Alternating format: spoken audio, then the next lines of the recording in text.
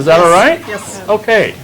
Welcome, everyone. My name is Tim Rosendick. I'm going to be facilitating your negotiations. And in front of you is an agenda that we put together.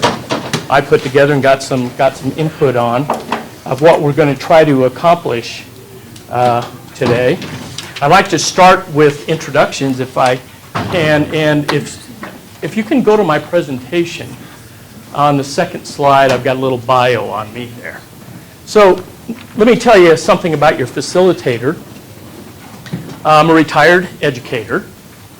I went to school at College of Idaho and became an elementary teacher, taught 6th and 7th grade,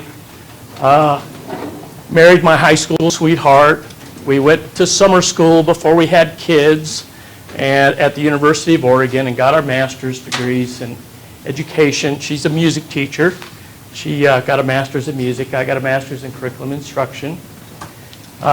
Later in my career, I received my ed specialist from the University of Idaho.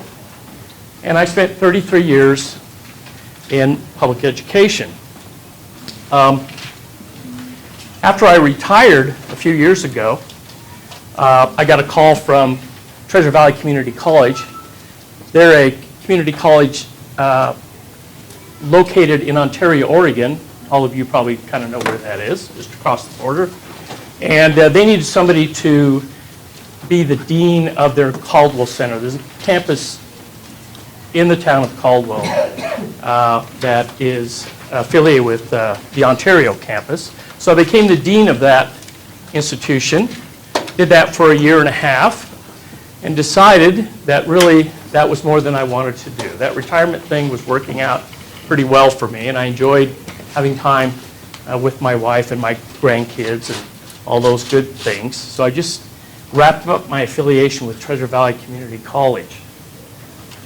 The other job I've got is it's kind of a very, very part-time job.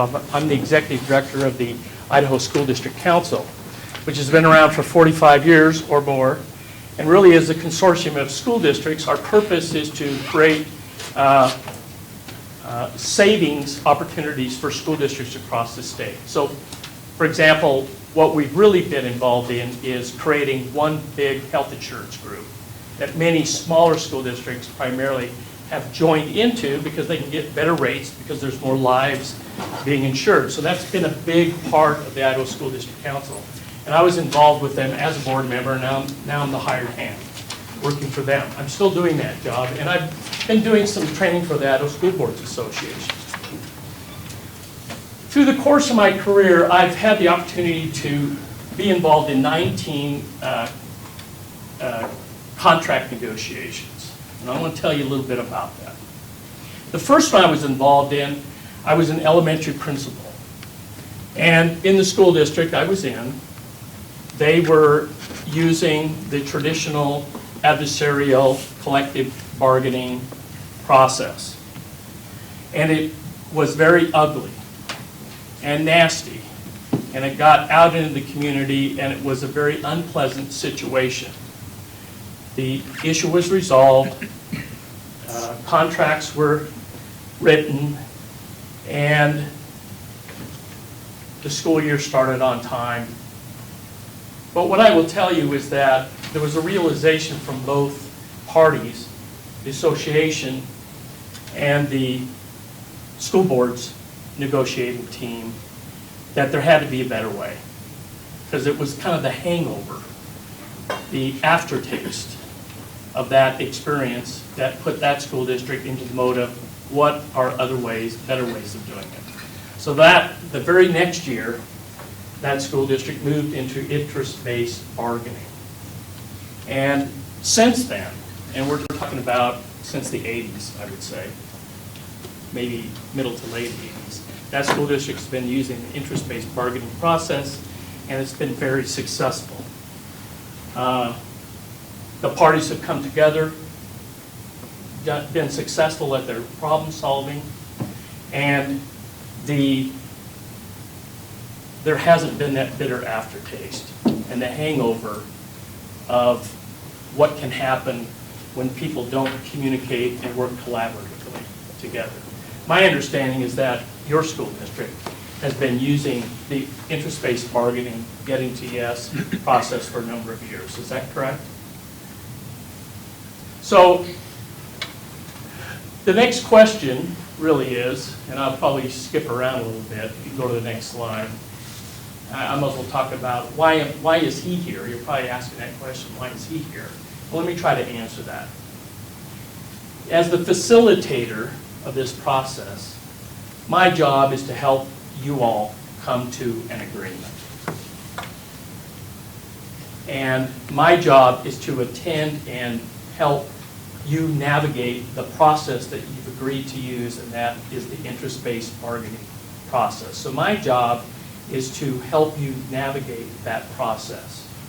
I'm not a mediator. My job is to not cajole, encourage, manipulate things so that I get one group to give a little or the other group to give a little to make an agreement. That's kind of what a mediator does. And by the way, parenthetically speaking, in my work with Treasure Valley Community College recently, we just finished a 12-month negotiations process with the faculty of the college. And I was on the negotiating team, helping what they call the Board of Education is their school board. And it took 12 months to reach an agreement. And it didn't, and there was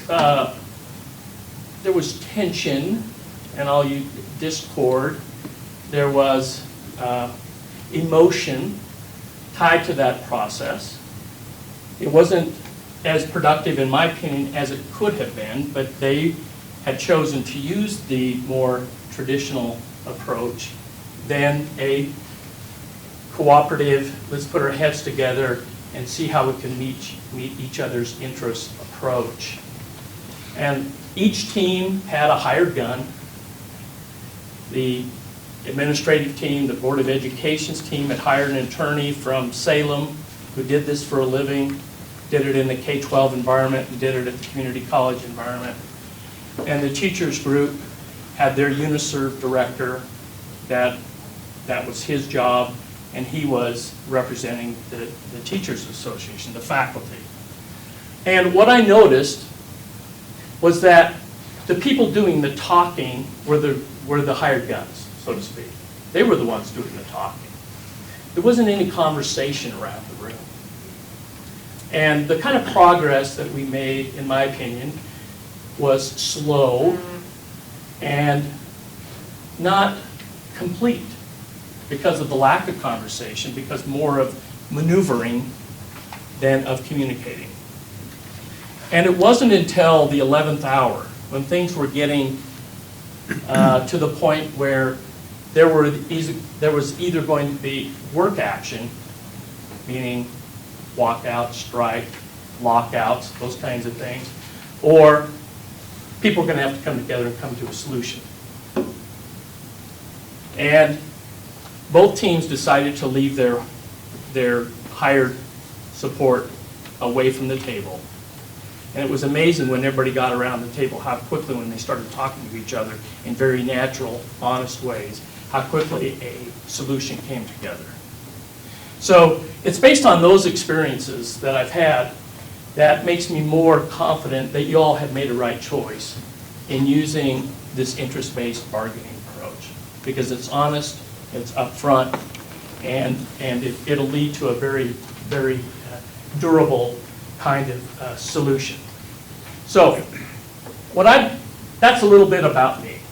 That's who I am and what my experience has been. I don't know who you are, so if we could very briefly kind of introduce yourselves. We'll just kind of go around the room because there's a bunch of people here, alternates and support staff here. And for I think I've introduced myself to everybody, but just for the good of the order, if we can give a quick introduction and what your role is, that'd be great. Can you go first, Jim?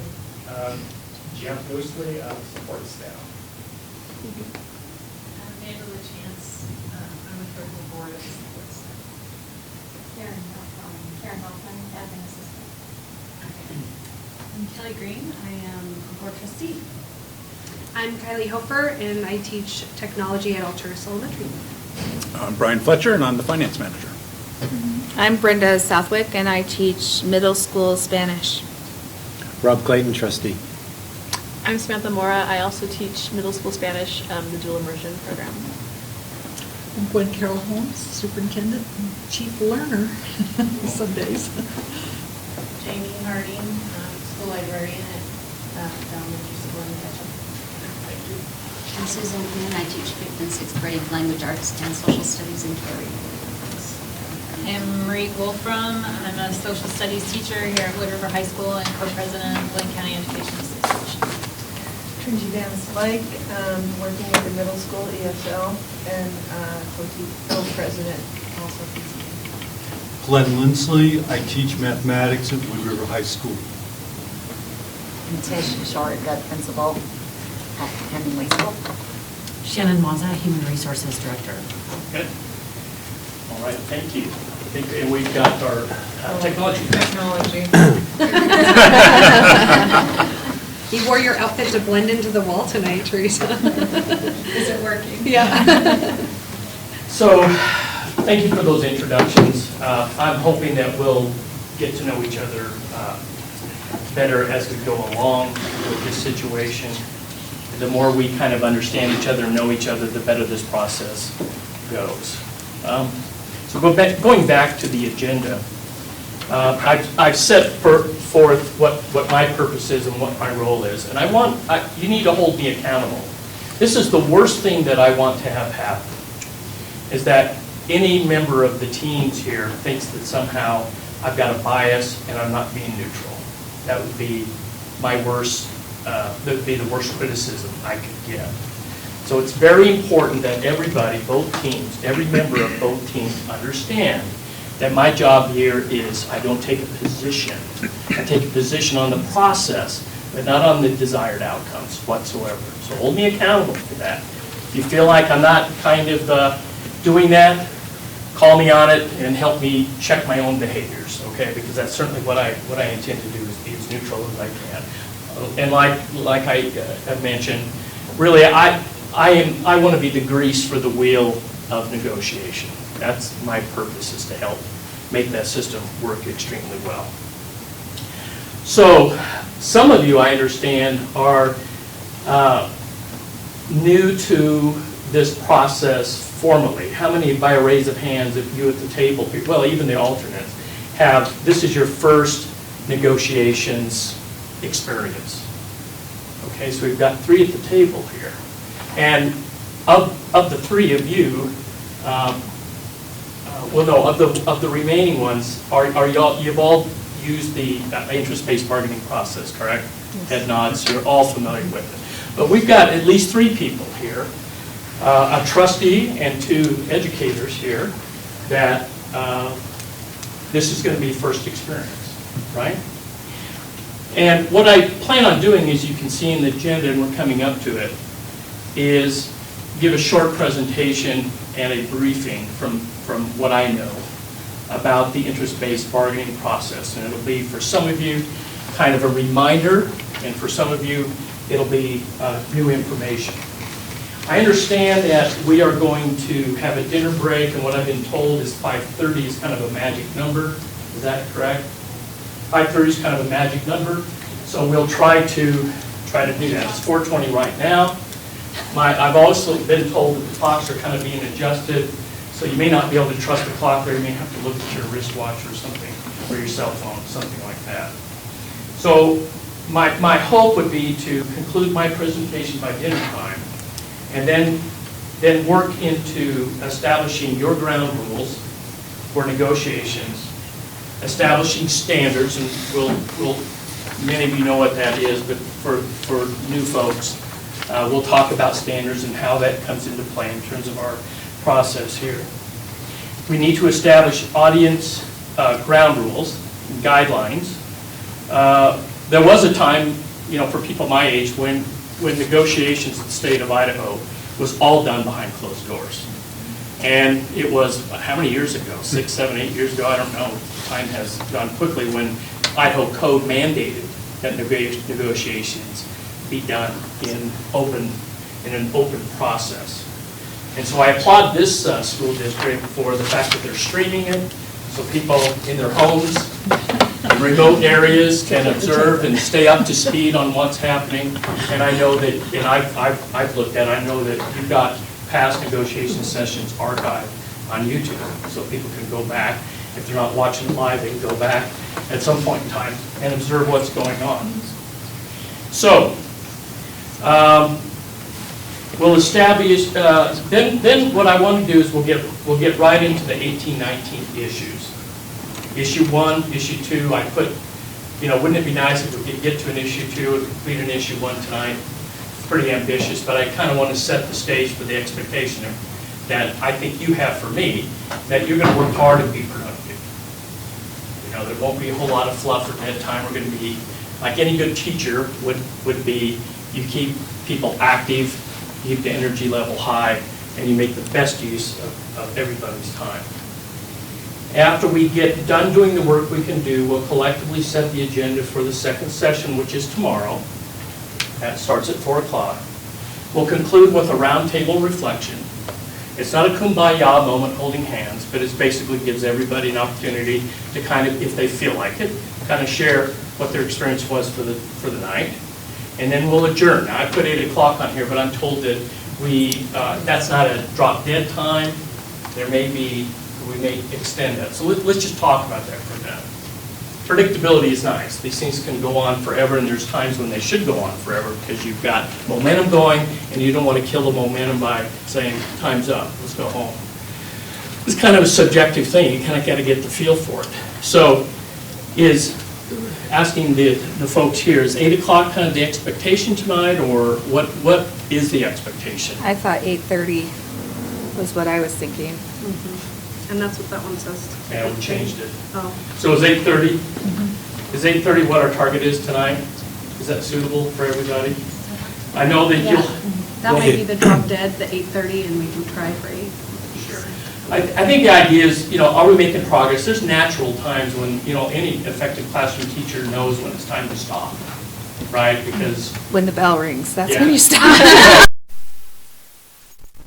And the students hold you accountable to that. They sure do. They like to go over, do they? No.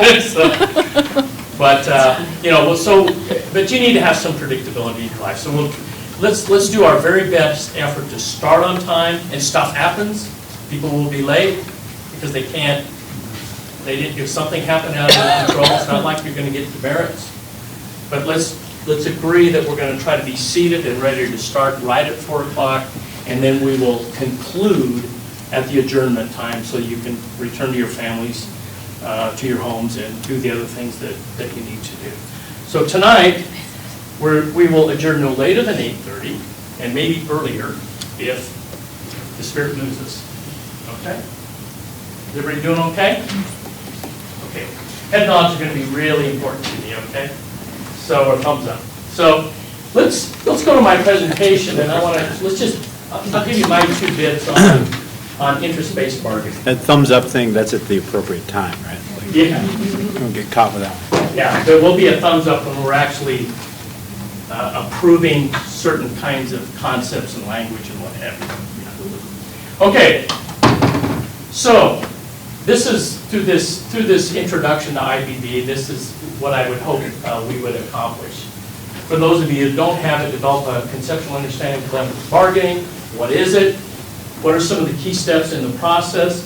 And this is, in my mind, the most important concept to really understand is the difference between position and an interest. And we're going to spend considerable time talking about interests because that is a key concept in interest-based bargaining. So, there are some research that has been done, some survey research that was done, and I wanted to share some with you about, and this is maybe about 3 or 4 years old, so it's not current. This came from a survey that the Idaho School Boards Association conducted, and it asked school districts, well, what method do you use?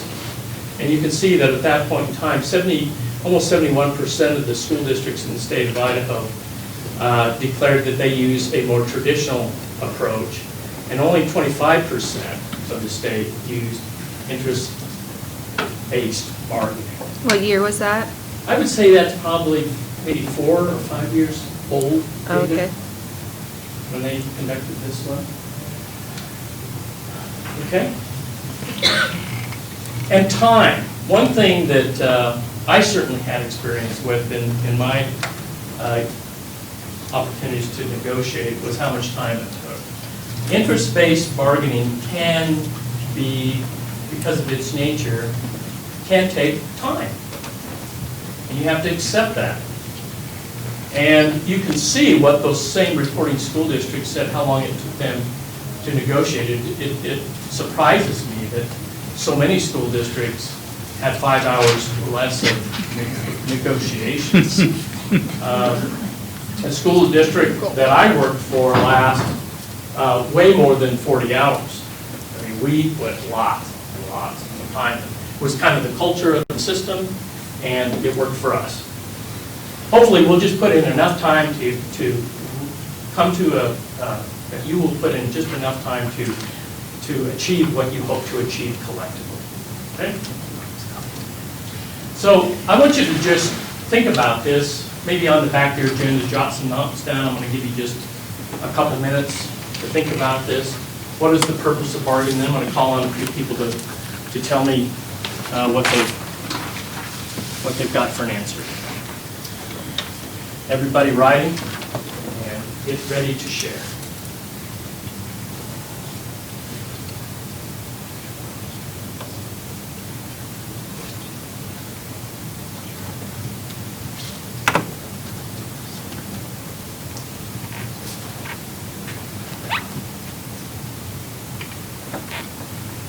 $30.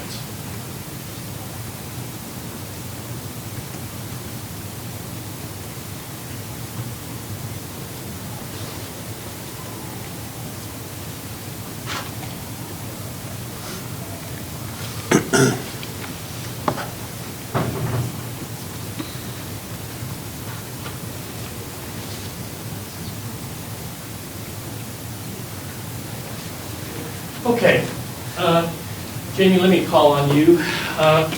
Jamie, how did you respond to that question? What's the purpose of bargaining? To address issues and have the opportunity for mutual understanding. Okay. Rob, how about you? What's on your mind about that? I think you have two parties and you're going to come to some middle ground or decision through debate and discussion about what is going to be in the best interest of the overall institution. Okay. Samantha, how about you? I wrote that it's a more democratic process and it allows two sides to reach a middle ground. Okay. Brenda? I said win-win solutions, or at least to live with, that middle ground. Okay. Gwen Carroll, how about you? I said to come to a collaborative agreement, and I specifically chose the word collaborative because I was thinking about decision-making by command versus consultation versus collaboration versus consensus. And it's not always consensus, but at least it's collaboration. Okay. Kylie, is that? Kylie, yep. Kylie? I just wrote down having clear communication and transparency with our community and having issues on the table for discussion so that we can bring up the pros and cons of everything. Okay. Brian? I said mine is create an understanding of compensation and changes in work conditions for the following year in team building exercise. Okay. Kelly, how about you? To solve an issue between parties to come to a mutual agreement that is satisfactory for all. Okay, so when you listen to each other and you reflect on what you shared out, what are some common threads? What did you pick up? What do you think there's common understanding about this? Anything? Common concept? Anybody? Working together. Working together. Collaboration, conversation, talking. Those are important values, let's say, values of the collaborative marketing process. Let me ask you this question. This is an important one, because I think really what this is this goes to vision. This goes to your vision. What your vision, when I was baby administrator, there was a lot of conversation about, hey, you gotta have a vision, you gotta have a vision. It just seemed, I didn't quite get a grip on vision and what that meant. As I got older and more mature, I kind of have a sense of vision. And I can apply vision as much to my marriage and my family life as I can my work life. What is your vision? What are your sets of expectations? What do you hope to accomplish is a vision. So what is your vision, or how are you going to judge the agreement? When we all collectively, collaboratively, through conversation, come to an agreement here, how are we going to judge whether it's a good agreement or not? Why don't you think about that for 30 seconds, and then we'll talk. To answer that question, how are you going to judge, how do you judge a good agreement?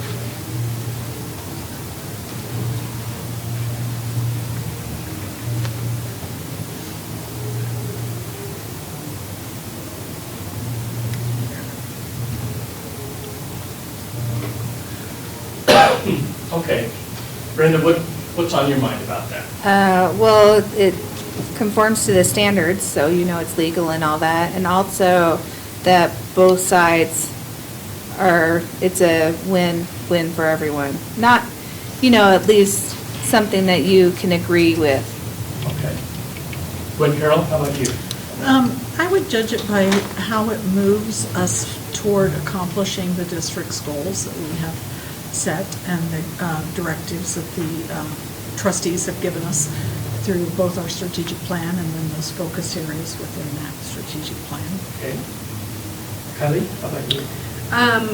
That it includes a respectful acknowledgement of our participants' needs on both sides, that there's not too much give on one side or the other, and that there's no remaining animosity or no bad taste left in your mouth afterwards.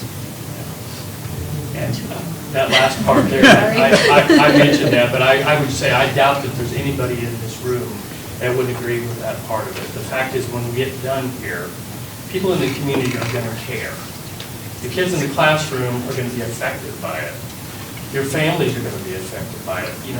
The important work that you're doing here is extremely important, and people are relying on all of you to apply your best skills in thinking in order to meet the needs of the community and meet the needs of your membership.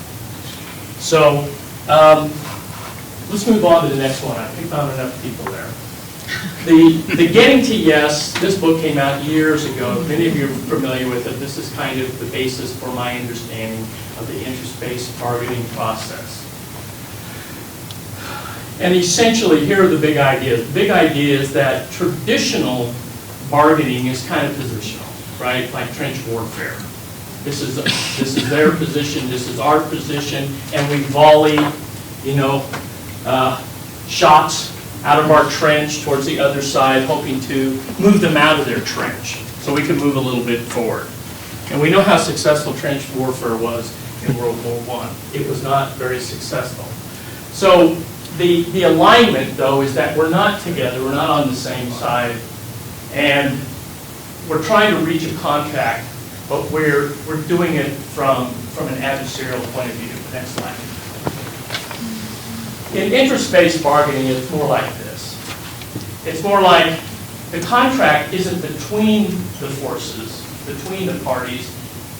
It's the parties are side by side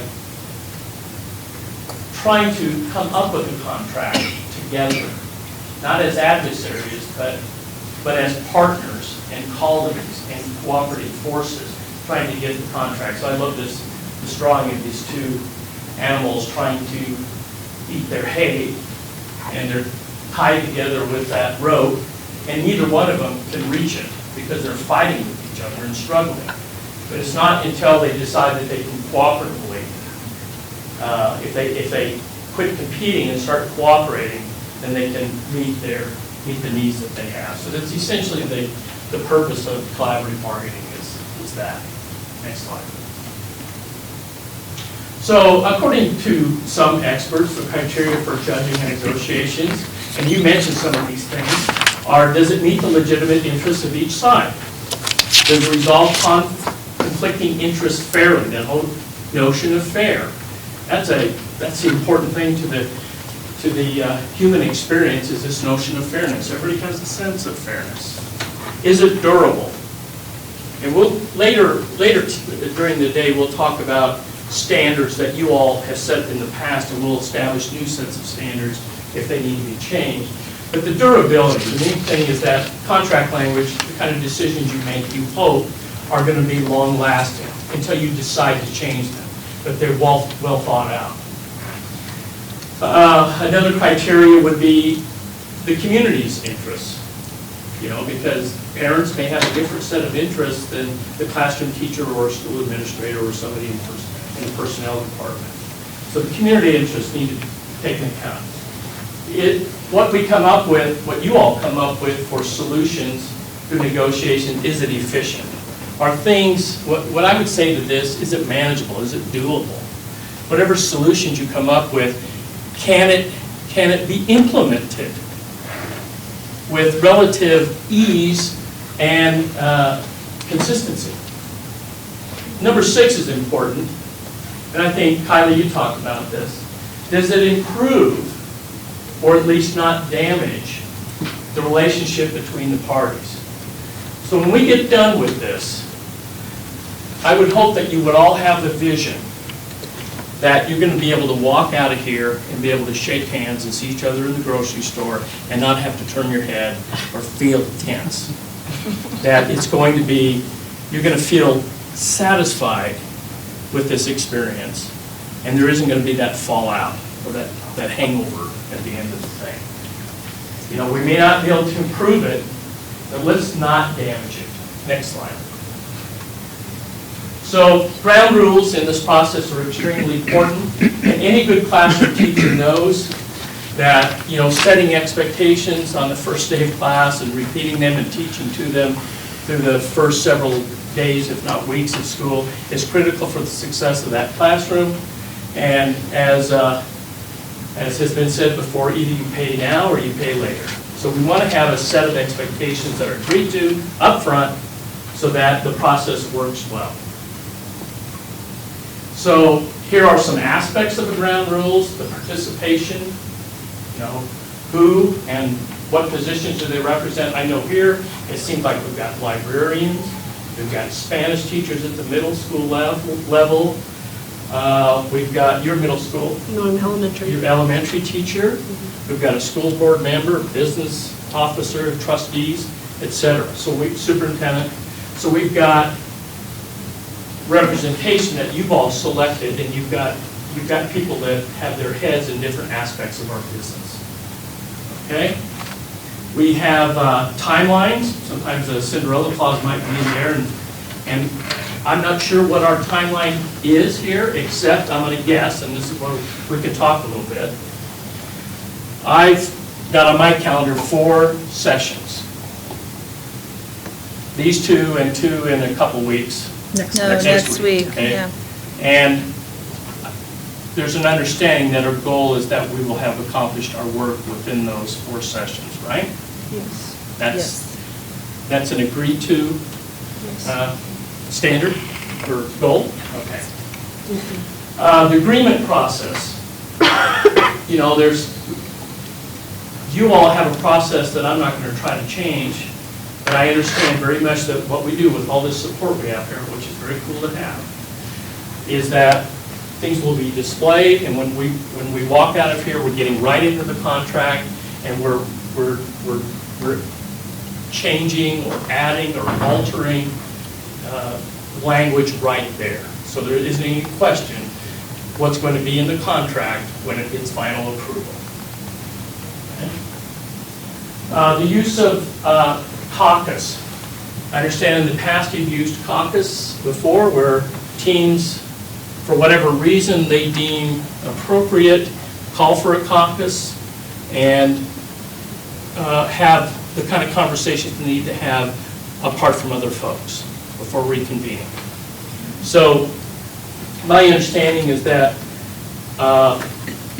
you all have designated places to caucus, right? Mm-hmm. You know where that is, and what we will do is when a caucus is called, and as far as I'm concerned, anyone around this table unless that's a rule you want to change, has the ability to call a caucus. There's no rank necessarily around this horseshoe here.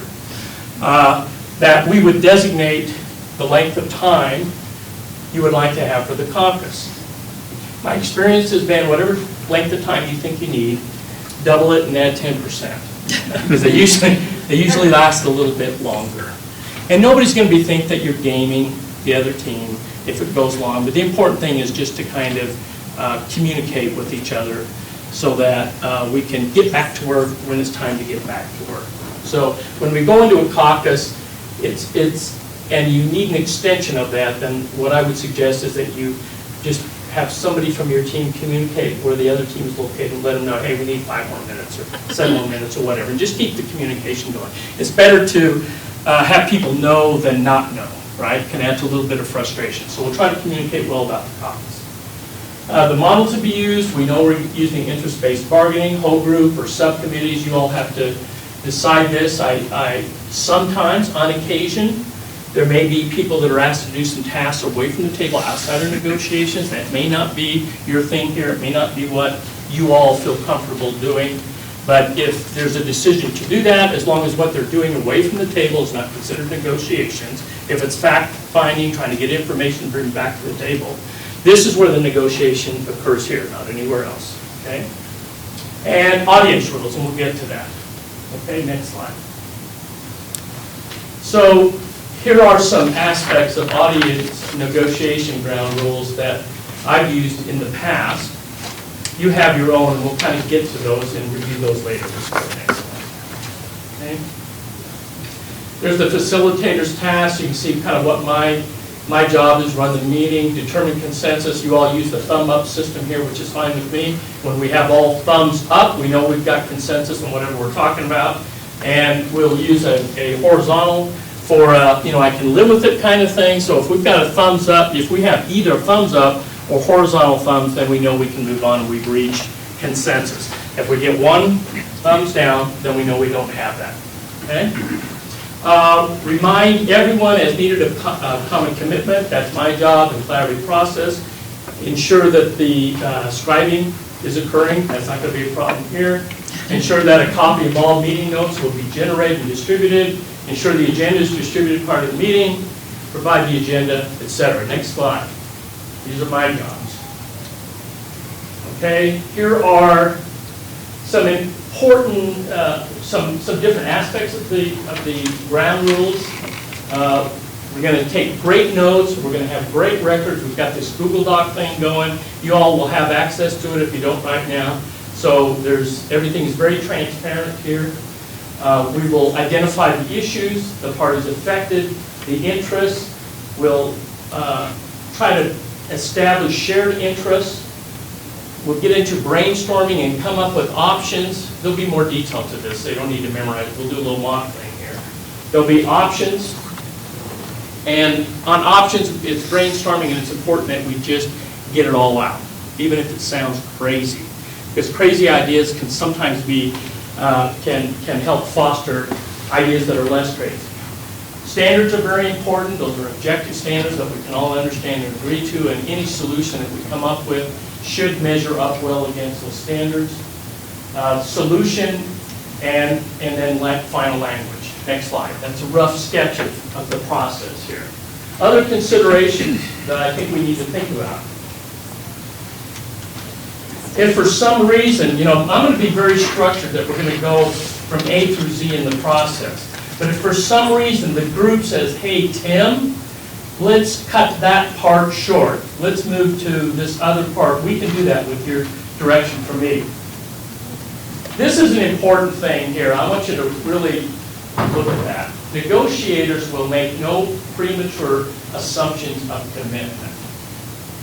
So until we get to the consensus establishment, don't assume anything in terms of what people say. It's not that people are going to change their mind, but in this process, we need people to be talking. And when people talk, sometimes people will quickly want to grab onto something and hang on to it when it was really conversational. So it's really important that we not lock onto and assume anything too quickly in terms of commitments. Team members will have the freedom to brainstorm without being held accountable for suggestions. One of the greatest traits that a negotiator in the interest-based bargaining process can have is the ability to put themselves in the other team's shoes and think like them and feel like them and express what you think is in their interest. And because I may, as a negotiator, express an interest, and we'll get into that, that may be a faculty-oriented interest, not an administrative or school board-related interest, doesn't mean necessarily that it's only saying that I'm trying to be empathetic and understand the other party, and that's a skill, and it should be exercised. Team members will have the freedom to advocate for various options without being held accountable until consensus time. Concerns not directly related to the issue at hand will be put in the parking lot. Most of you have been at meetings where, you know, somebody says something that is really important and needs to be taken up, but it's not quite the right time. And so what we will do is we'll have a parking lot, we'll put those items on there, and we'll take them up at another time. Okay? So we'll have parking lot. Any member may call a caucus for any reason, as I said, communicate location and duration. Okay? Table etiquette is really important, and I think you've got your own set of standards for talking about that. You all here need to feel you owe it to each other to be attentive and respectful, and I know you will be. There's any question about that. And when Kelly is expressing herself on a particular issue, for example, or Jamie, people all need to be good listeners. And what that means most of the time is you've got your eyes on them and you're sending a signal to them that you're listening to them. And you're not appearing to be disinterested or through your body language or facial expression showing displeasure and reacting to what they're saying and loading up for your rebuttal. You need to take the time to just listen and make sure that you visually are communicating to the person talking that you are attending to them. That's an important part. So no sidebars. It's easy to do that. We'll get into stuff here, and maybe Brian and Brenda are going to have a little chit chat here. They're going to have to not do that, or I'm going to have to call them on it in a very respectful way and try to keep us together and keep the momentum going. Okay? It's really important for the process that no one person dominates and that everybody gets a chance to share. And so I'll be using some techniques that most of you use in the classroom to make sure that everybody has an opportunity and nobody dominates. Okay? Encourage respectful informality and equal participation. I'm glad that people are not sitting by teams. We'll kind of mix it up. That's important to do. We want to manage your personal electronic devices so not to impede the effectiveness of the process. Now, when we have at the start of our meetings, we'll probably have a check-in time. And, you know, stuff happens. You got a sick kid or there's something going on at work and you know, there's a problem and you need to be accessible to your cell phone for things that are really important. Just give everybody a heads up, hey, such and such is going on. If my phone goes off, I'm going to have to take that phone call or whatever because your people and stuff happens. The important thing is just to communicate in advance. And on the behavior side, no put downs, be sensitive verbal and nonverbal communication. Focus on issues rather than on the individual. What do they say? Hard on the issue, soft on the people. It's very important here. Be respectful of people in the process. Okay? Other considerations. You know, when we get stuck, we can put it aside and come back to it. We can sleep on it. That's always a good thing. Before you rush into a decision, it's good to kind of let it ferment a little bit.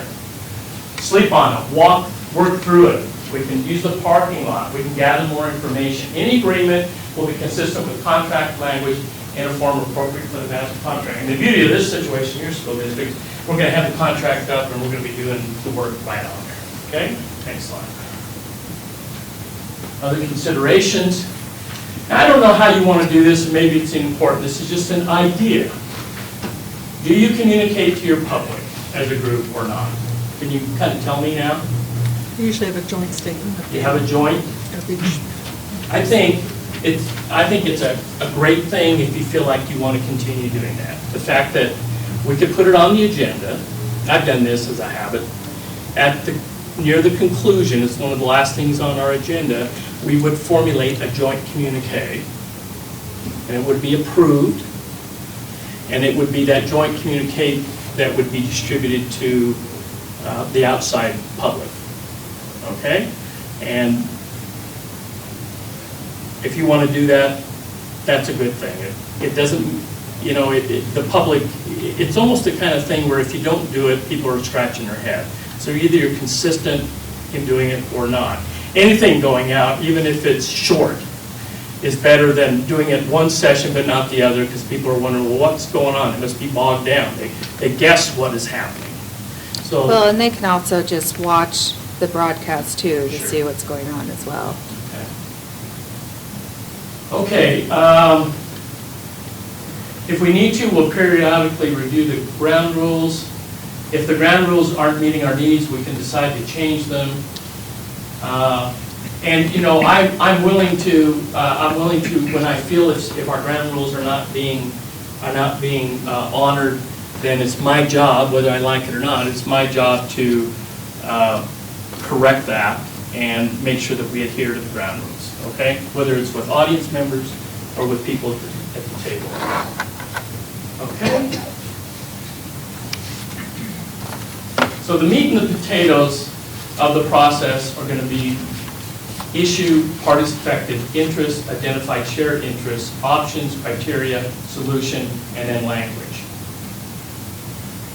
So let's do a mock one here. What time is it now? It's 4:54. So we have 30 minutes. Perfect timing here. How you feeling? You okay? Need to stand up? Can we charge? Charge. Okay, let's charge. And Kelly, this will be familiar because this is what I did at the school board. So, but I want us to just practice very quickly what the process looks like for those that need a review or it's new to them. So we're going to pick an issue that we can all relate to, I think. An issue is going to be curfew time. We're going to play. Let's play a little bit. The issue is curfew time. The first, we've identified the issue. I'm a parent. I've got teenage kids, and I've got to establish a curfew time, or between the kid and I, we've got to decide what curfew is going to be. So let's talk about affected parties. So when the decisions you all make through these negotiations are going to affect people, and it's beneficial to identify who those people might be as you process options and solutions. So let's just talk about who's going to be affected by a decision that is made about curfew for a teenager. What comes to your mind? What's the obvious one? The person who the curfew is imposed upon. Okay, the teenager. Teenager's going to be affected, no question about that. Anybody else? Who else can be affected by the decision about curfew? Their friends. Their teenagers' friends. Sure. Anybody else? Parent. The parent. Anybody else? Who else is going to be affected? Law enforcement. Law enforcement. How's that? Hopefully Tell me not. about that. Kids stay out too late, they get in trouble. Okay. So they hopefully will not be apprehended by law enforcement. Okay. Anybody else? Anything else you can think of about who? Teacher that hasn't in class the next day. Okay. There's one, because the kid comes in sleepy, non-functioning, and that's going to be a problem. Siblings. How's that? You might get woken up in the middle of the night by an argument between the parents, or, you know, sharing That's true. bedrooms or whatever. And there's a precedent for those kids. And one thing I would like to say here, and in this process, when I ask, tell me more about that, or you know, any of those kind of questions are not trying to communicate that, gosh, that's a silly idea. How'd you come up with that? It's really just to get more, to understand better what that is. And you all will be doing that, hopefully, during this process. Brian makes a statement, you're unclear, or you want more clarity or more information about that in an effective way that doesn't put Brian in the defensive. We need to ask for more information. Tell me more about that. You all have the skills to be able to do that. So we've got this notion of effective parties. You can imagine when we negotiate, obviously the teachers and the faculty are going to be effective parties, school board members, administration, community members. There's all kinds of decisions you make that are going to affect a lot of people, and it's good to kind of take time to think through that. So here's some, let's see, these were some that came up. Teenagers' parents, teenagers' friends, the friends' parents, right? Well, gee, Jimmy's mom and dad let him stay out till X. How come I can't? So there's kind of that peer pressure thing there for parents. Law enforcement, other members of the family. We talked about other siblings, teachers at school, coaches, car insurance broker, teenagers' boss and co-workers. So those are some effective parties in this little mock negotiations. And the thing about interest-based bargaining is to try to stay away from a position. What we're focusing on are interests, not positions. Positions are declarative statements about something you want, declaring a solution prematurely. And it creates dissonance and puts a cloud on the process, and it locks you in, and it locks the other party in to a relationship on an issue that is not as productive as it could be. So a position is things that we say we want, it's demands, it's terms and conditions. And our process, we're going to avoid positions. As more attention is paid to positions, less attention is divided to meeting the underlying concerns of the parties. Underlying concerns of the parties are what? What's the word we use? Interests. Interests. Okay? Agreements become less likely when we don't talk interests and we talk positions.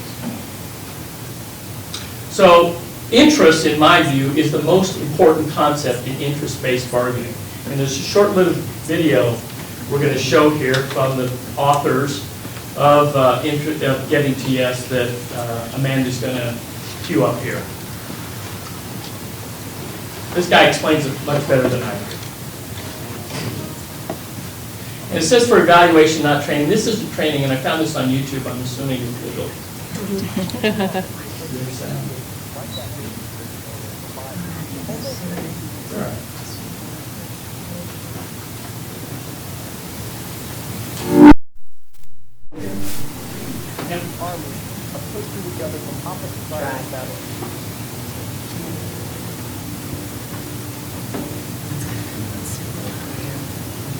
I might have trouble with this because those microphones. Do you want me to turn my mute mine? No, it's The ones in the turned center. room is set up. Or maybe just slide turn your these table. on. What if we turn these on to a second? For a minute.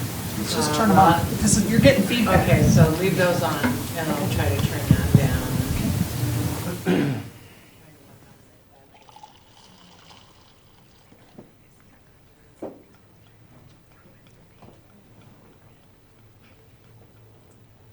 Let me know when you're ready. $14 million, $8 million. We build trenches, fortifications. No one's going to move. Each side knowing that we're going to have to somehow dig ourselves. We're going to get anywhere near the middle. Is dig move about 10 feet, and then we dig ourselves in again. I've often wondered why people go through that exercise when the purpose of negotiation is not so much to meet your position, it's to satisfy. And that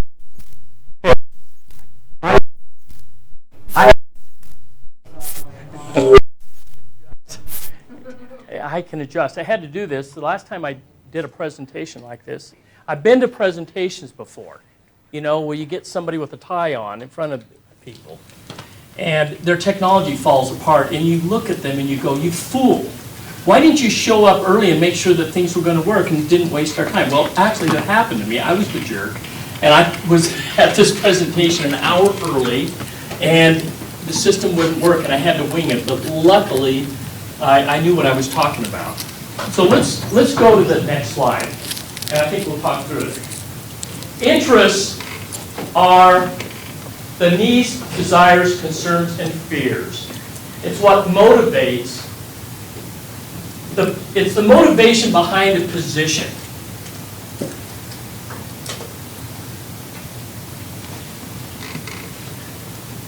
Go back.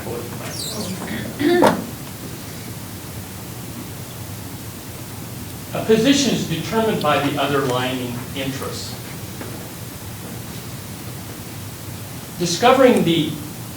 When you can discover the other party's interests relating a subject that we're going to talk about, then you've accomplished something very important, in that understanding each other's interests will help you formulate a solution that is going to be mutually satisfying.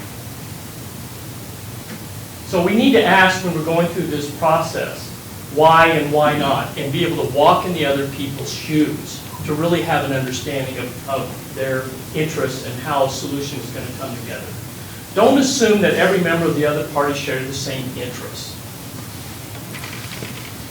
And there are these basic human needs and interests that we've talked about. So here's you educators in the room understand how important analogies are. So I'm going to ask you to put an analogy together to share. So here's the question. Interests are to position as something is to something else. In other words, what I'm trying to get you to do is express an understanding of the relationship between interest and a position by creating an analogy. And let's talk about it. An interest is to a position as a what is to a what. If you follow me. I've been told that analogies are really important. If you can use an analogy, it helps solidify somebody's understanding, or at least clarifies understanding. How about like ingredients to a recipe? Interest is to position. Oh, sorry. No, right. I'm not challenging it. No, the other way around. Go ahead, try another shot at it. Is that right? So your interests are the underlining things that lead to your position, right? So your ingredients are what leads to your recipe being created, right? Okay, very good. Anybody else? Yeah, Rob. I'll go with atoms to a molecule. Okay. Teacher. Atoms to a molecule. Science teacher. Okay. Glenn. Fun is to skiing. Fun is to skiing. Of course, that would be. You want to have fun, and skiing is a way of doing that. The interest is having fun, and skiing is the mechanism to do it. Okay. Yes? The foundation to the structure?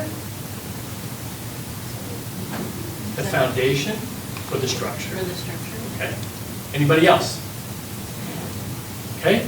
I was thinking about, I don't know if this works, you test me. I'm not the answer man. Is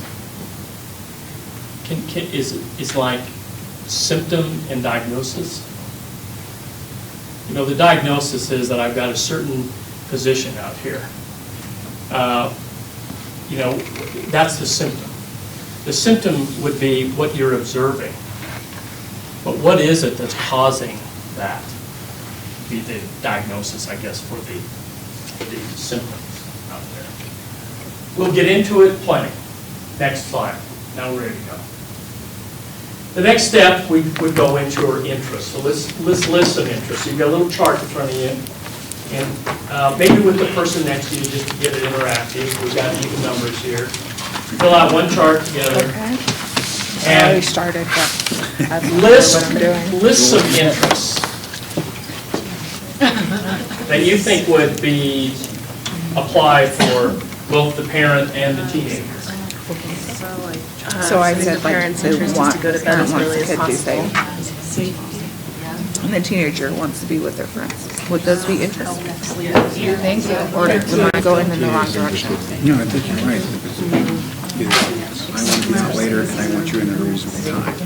And the reason I want you in Maximum time with friends. Safety. I want to hang out with my friends, I want to hang out with my girlfriend. Right. Have a good time.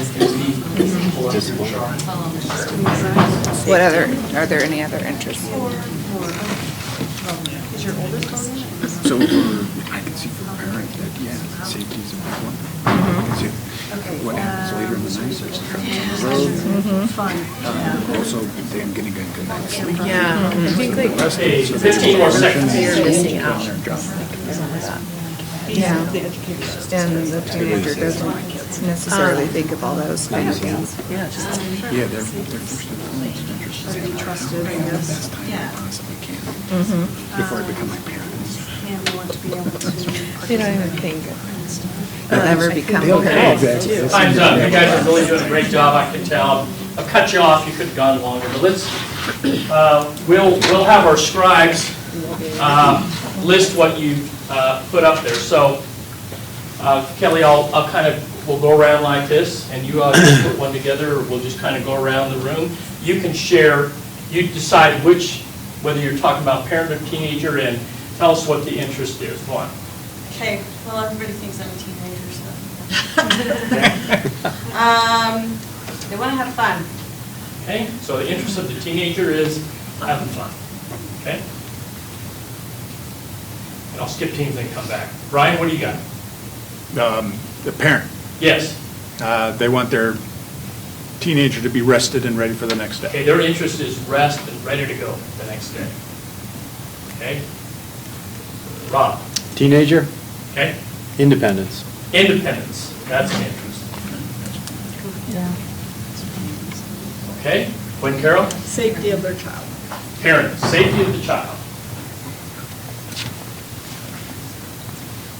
Okay. Kylie? We put on both sides responsibility, so the parent wants the child to be responsible and the teenager wants to be trusted to be responsible. Okay, take that. Cool.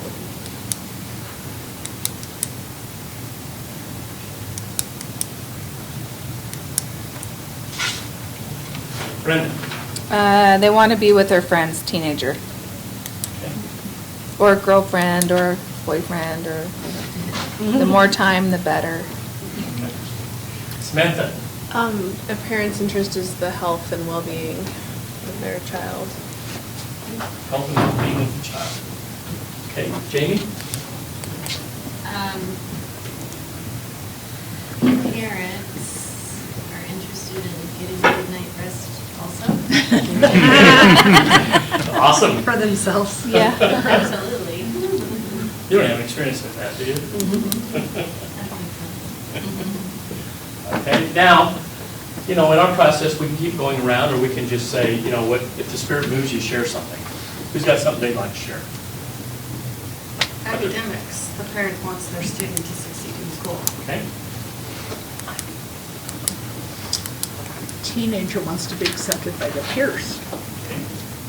Acceptance from peers. Okay? More. Or more. Okay, so we've got interest written. Let's go back to the presentation. Here's some other interest that came up. See if they make sense to you as well. For the teenager, let's see if we have not treated like a baby, freedom, do fun stuff with my friends, hang out with my friends, have fun at school and non-school events, and consistent. They don't want to, you know, have mom or dad hollering at them once and ignoring it the next time. They want consistency. On the parent side, safety, being able to sleep, keeping my kid out of trouble, avoiding temptation, do well in school, be a good employee. A lot of our kids have jobs, right? I had one when I was in high school, so I imagine a lot of kids have jobs, and you want your kid to be a good employee, learn those skills. Set a standard for the younger kids. Somebody talked about siblings. Develop social skills. We want our kids to develop social skills. We want them to have friends. We want them to participate in school events, have and keep a job, develop self-discipline, and avoid battles with mom and dad. So that's another set of interests. So the next step is to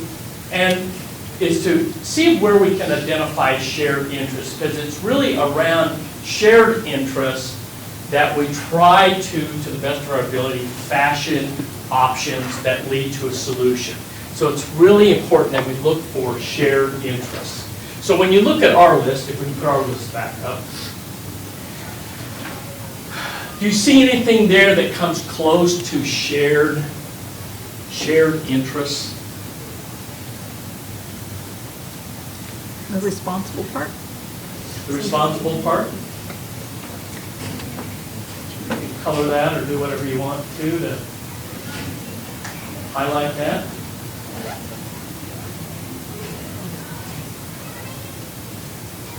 Okay, anything else in there? I mean, when you look at that, when I look at the teenager side, do we want our kids to have friends? Yes. Yeah, we want them to have friends. That's a common interest. I think that goes along with the well-being of their child.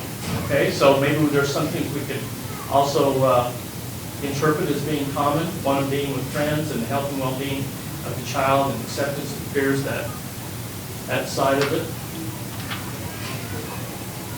We want our kids to have fun. We want them to be independent. Don't we want them to grow into being responsible, independent people? So we were able to identify some threads of common interest. We go back to the presentation. So on the examples that I shared, here were some of the common ones that are common. We don't want to treat our kid like a baby either. We want them to have fun. We want them to be with their friends. We want them to have fun at non-school events. We want them to be a good employee, have friends, participate. So there are, and the no battle thing, that may be tied into the consistency thing. So when you look at issues like curfew and other things we'll take up, there are a lot of things that we share in common that really are the root and the foundation of our options and solutions. So options is the next step in the process. And this is where we, through brainstorming, where it's free to do brainstorming and you're not held accountable for the wacky ideas you throw out there. You throw out ideas even if you couldn't support them to get the juices, the creative juices going. We talk about options. And options are total package to a solution or a part of a solution. It could be an element or it could be the entire thing. And it's from these options that we cobble together solutions. Next slide. So in the realm of options, it's important that we talk with each other, we focus on the future, we focus what is to be done, we jointly tackle the problem like those two burros or donkeys with the hay, and we clarify our interest and invent options. We try to avoid this, where we're talking to each other, we focus on the past, we try to focus on right and wrong, who's right, who's wrong, we blame and we score points. This isn't where we want to be. We want to be over here when we look at options. Next slide. Criteria, this is really important.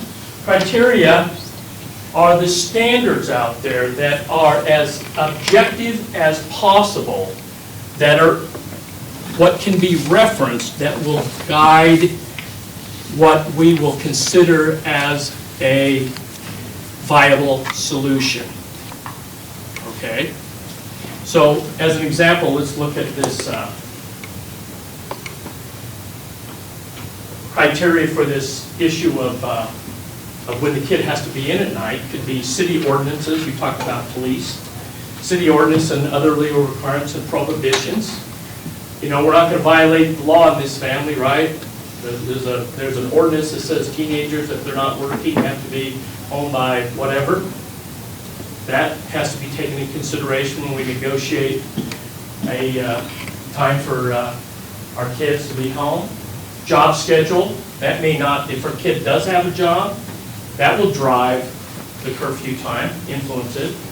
The school schedule will certainly drive what kind of options we look at for curfew, and family standards.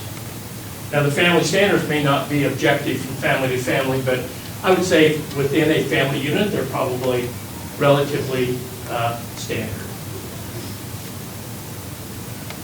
So the next step would be options. So let's play with some options here. Okay? It's important as we do this, as I've talked about, that there's no premature judgment when people throw out options. We're not searching necessarily for a single answer, and that there's an assumption of a fixed pie, and that thinking that solving the problem is their problem. Okay, so let's play with options here a little bit. Go to the next one. Keep going. Keep going. I want to get out of here in time here. Okay, so let's talk about options within this mock negotiations we're doing with our kid. Some options could be, there'll be no curfew. Remember, options, we could throw that out there in this arena, throw them out there without the person hearing that thinking that we really could support that, just to get the juices going. Might be, hey, no curfew is an option. 8 p.m. is an option. 11:30 is an option. When the parent says so is an option. Time depends on what the child is doing. Time depends what the child needs to do the next day. 9 p.m. on a school night, 11 p.m. Friday and Saturday, 10 p.m. school night, Friday and Saturday night negotiated. So those are some examples of some options that might be this mock negotiations might work. Solutions is when you kind of put these options together and try to piece them together into a package that works. So here are some possible solutions that could come up with that, with the mom and the dad and the kid. So the ordinance standards, we match that, or it could be differentiate, as we talked about, whether it's a weekend or a school night. It could be 9 o'clock, midnight if there's a school function. Weekends are negotiable. This is kind of verbs without the nouns or nouns without the verbs, however you want to look at it, that as we come up with possible solution, we leave the details out, but we put the structure in and then we find the details that would work.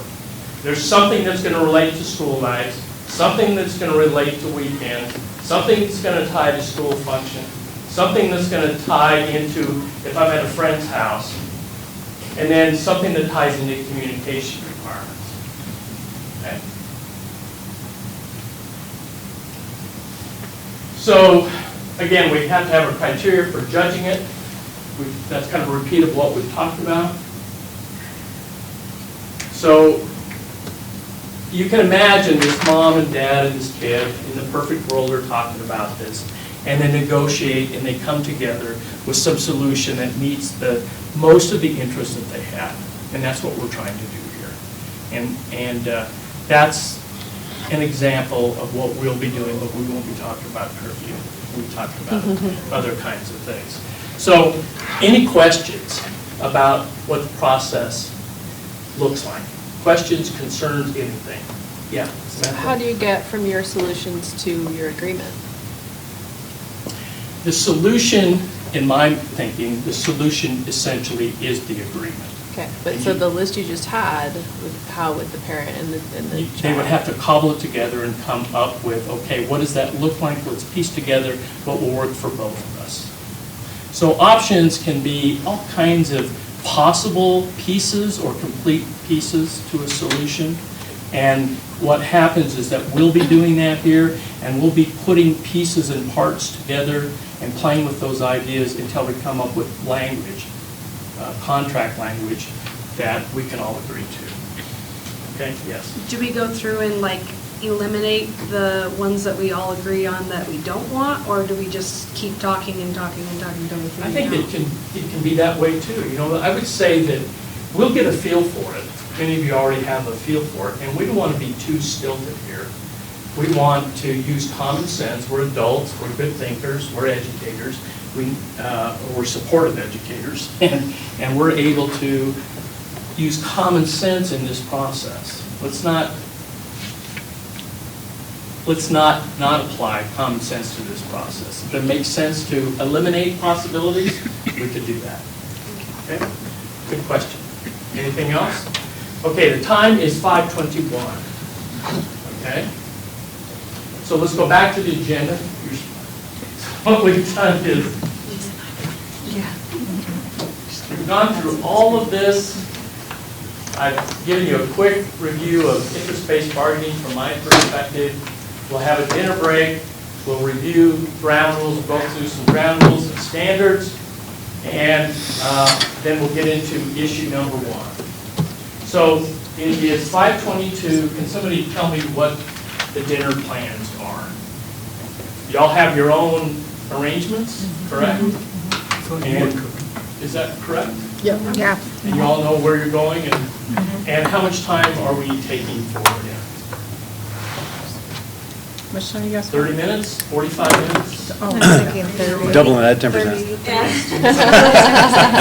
Whoever gets 45. 30 minutes is probably good. 30, yeah. Everybody's good with 30?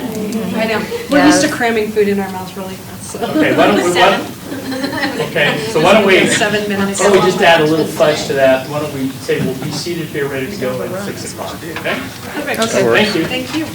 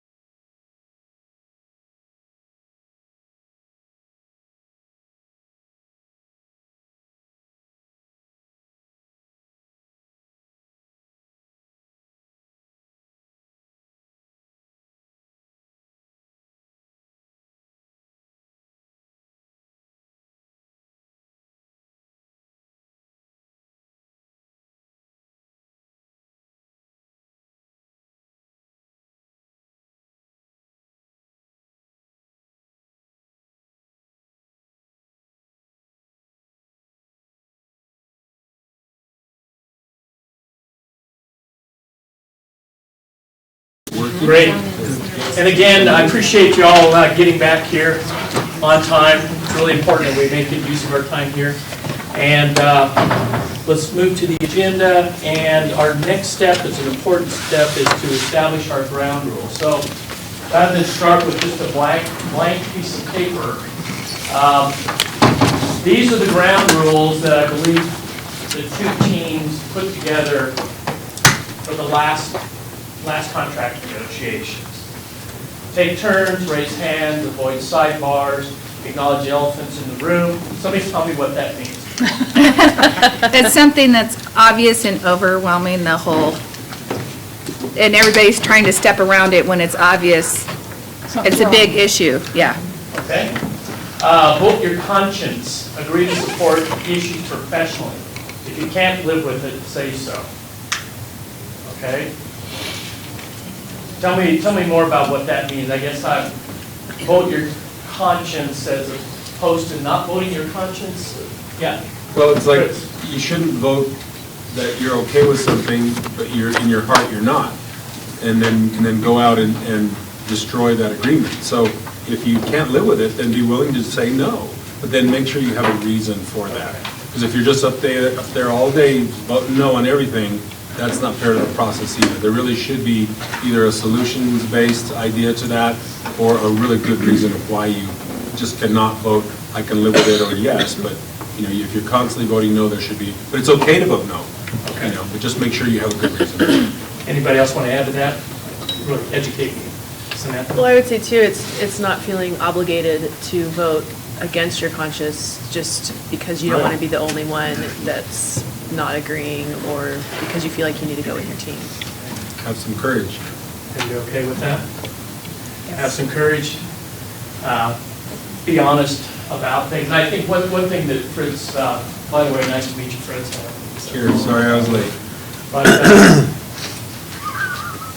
I would hope that you could all agree to this. And this is the purpose of interest-based bargaining, is that you can leave the room supporting the language that you've agreed to.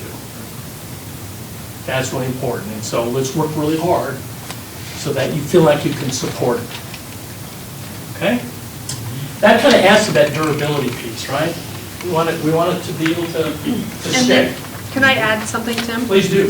So when we agree to support issues professionally, as a team, we've come together as a group of, I think, 8 or 9 of us. And in our conversations, we've talked about how the 4 of us that are sitting at the table are here to represent the whole team. But there's certain issues where there's a conflict of interest. And so we feel like maybe we need to think about having some half-time people switch at certain issues when they're brought up, because we have people that have been on committees that might conflict with the best interests of the district and the faculty, and we have people that have more knowledge about certain things. So that was something we needed to address. Okay. So who's sitting at this table right now? Yeah. We may want to switch out when other interests come up, is what we're talking about here, which is because That's something you've done in the past as well, right? No, this is something that's new. So we're just wondering how to address that, Okay, because so we have why don't we- some members that would like to sit at the table that aren't currently at the table, and depending on the interest that comes up. Okay. The interest and/or the issue, or I want to make sure. Right. what So you're if saying. we're talking about money and budgets, that's different than talking about language in the contract. Okay. So probably what we need to do when we get through here is we need to address, make sure we do, please, this aspect of, if I'm kind of understanding what we're talking about here, is there's times when somebody at the table will move away from the table and one of the alternates will come forward, right?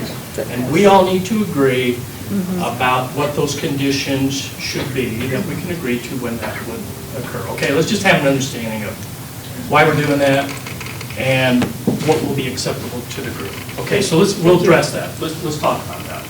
So let's keep going with what we've got up here. Vote your, okay, honor all input and assume positive intent. That's really important, right? Okay, we talked about that plenty. Focus on issues, not individual. And what I would say is when you're feeling upset and you feel like you're going to say something that you probably will regret. Take a caucus. Call a caucus. Call a caucus. You know? And we're just humans, it's gonna happen. Hopefully not too much, but it could happen. It could happen. And hopefully Kylie will call a caucus for me when needed. Yeah. Yeah. Or, you know, when you read somebody and you say, And you're like, I'm oh, no. I'm gonna help him. Because it really helps the whole group, right? We wanna keep this thing as productive as possible. Which shade of red are you right now? Like, whoa, caucus, right now. Share all information with team and welcome divergent opinions. I just remember first time I did this, I was a baby administrator, and I had a teacher who smacked me down because I made some comment about something she said, something she offered, and I deserved the smackdown.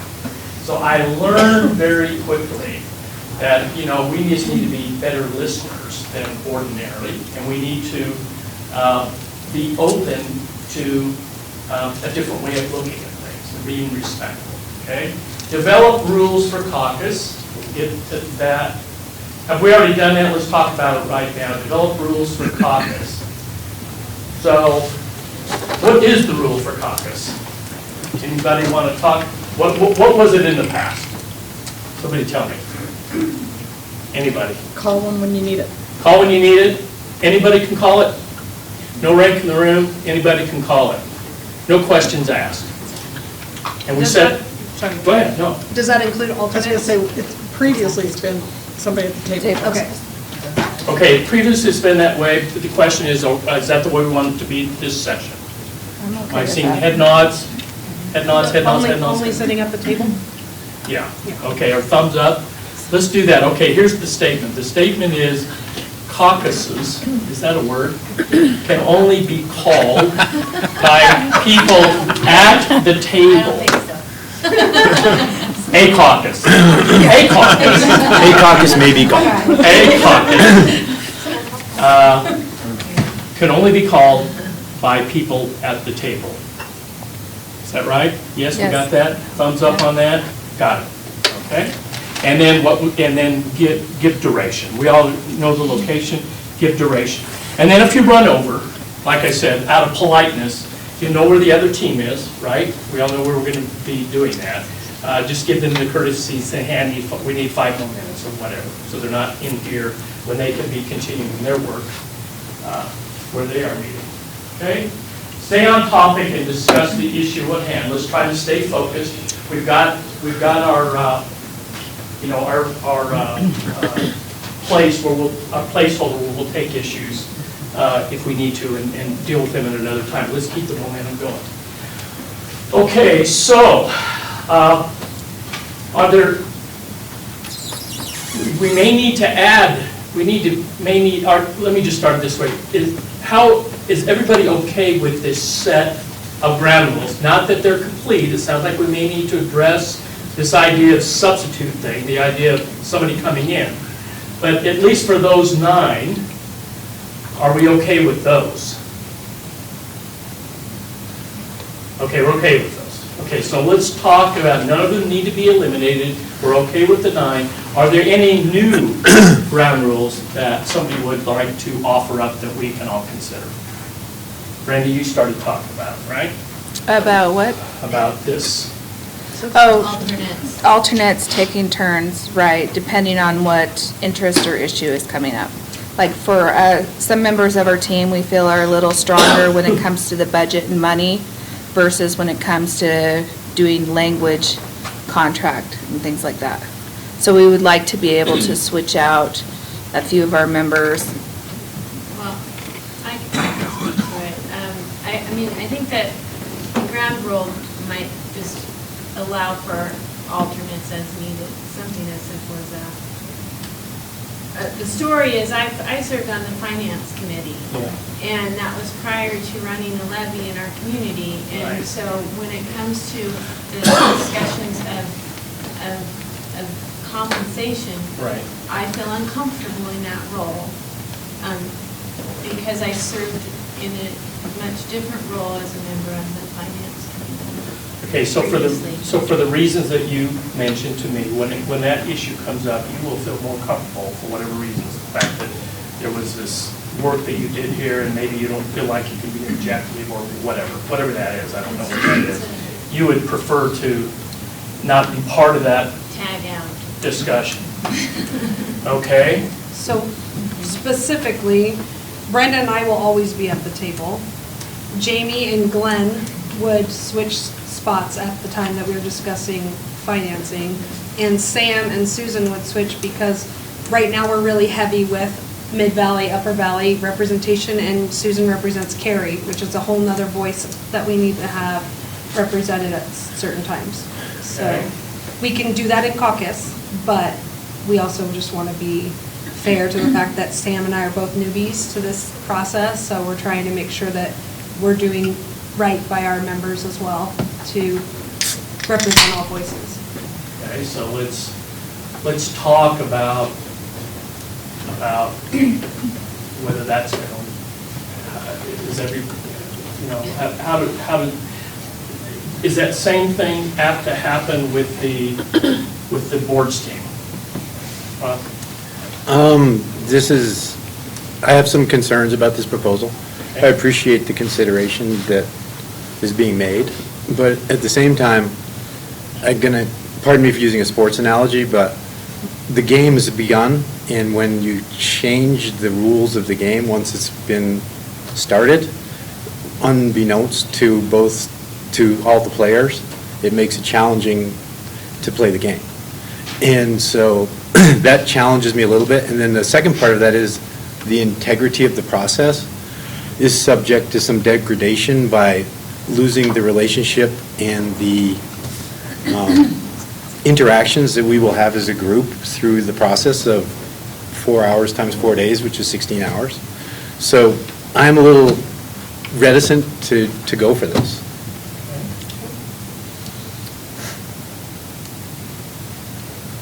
Why don't you think about it? We're not making a decision right now. I'm not pushing you to make a decision, but let me ask this question. Because what's a new experience for me is this alternate issue. I'm not saying it's bad, it's just new to me. So somebody explain to me this alternate structure in this person. Susan? Or your Mark, sorry. We've actually needed alternates in the past. People have gotten sick. We had a member a few years ago under a different superintendent that actually had to leave the table because of the relationship between the superintendent and that member. And so we started having alternates ready at that point. Tringy and I have opted to take a step back. Normally one of us is at the table, and that is because we are trying to coach people up and get other people invested in the process. But they did not feel super comfortable with us not being in the room in caucus to just talk them through some history. I mean, I've been at the table for 5 years. I got a lot of knowledge. Tringy's been around for 8. She's got a lot of knowledge. So that's kind of where that came from for everybody's information. And if I could just add, you're making the ground rules right now, Rob. And so the game hasn't begun. This is where you get to set those rules, and we're kind of asking to make some accommodations in that area. Okay. Thanks for sharing that. Gwen, Carol? I would disagree that the game has already begun. We got an email the other day about that you were going to be swapping out a member and adding Susan. You didn't tell us who was swapping out. Amanda asked you some questions, and we never got any answers. So I feel like the game began without complete transparency. My response to that is that we felt it was better to have this discussion here with everybody here in the room and not via email. And that, so here we are. For transparency's sake. For transparency's sake.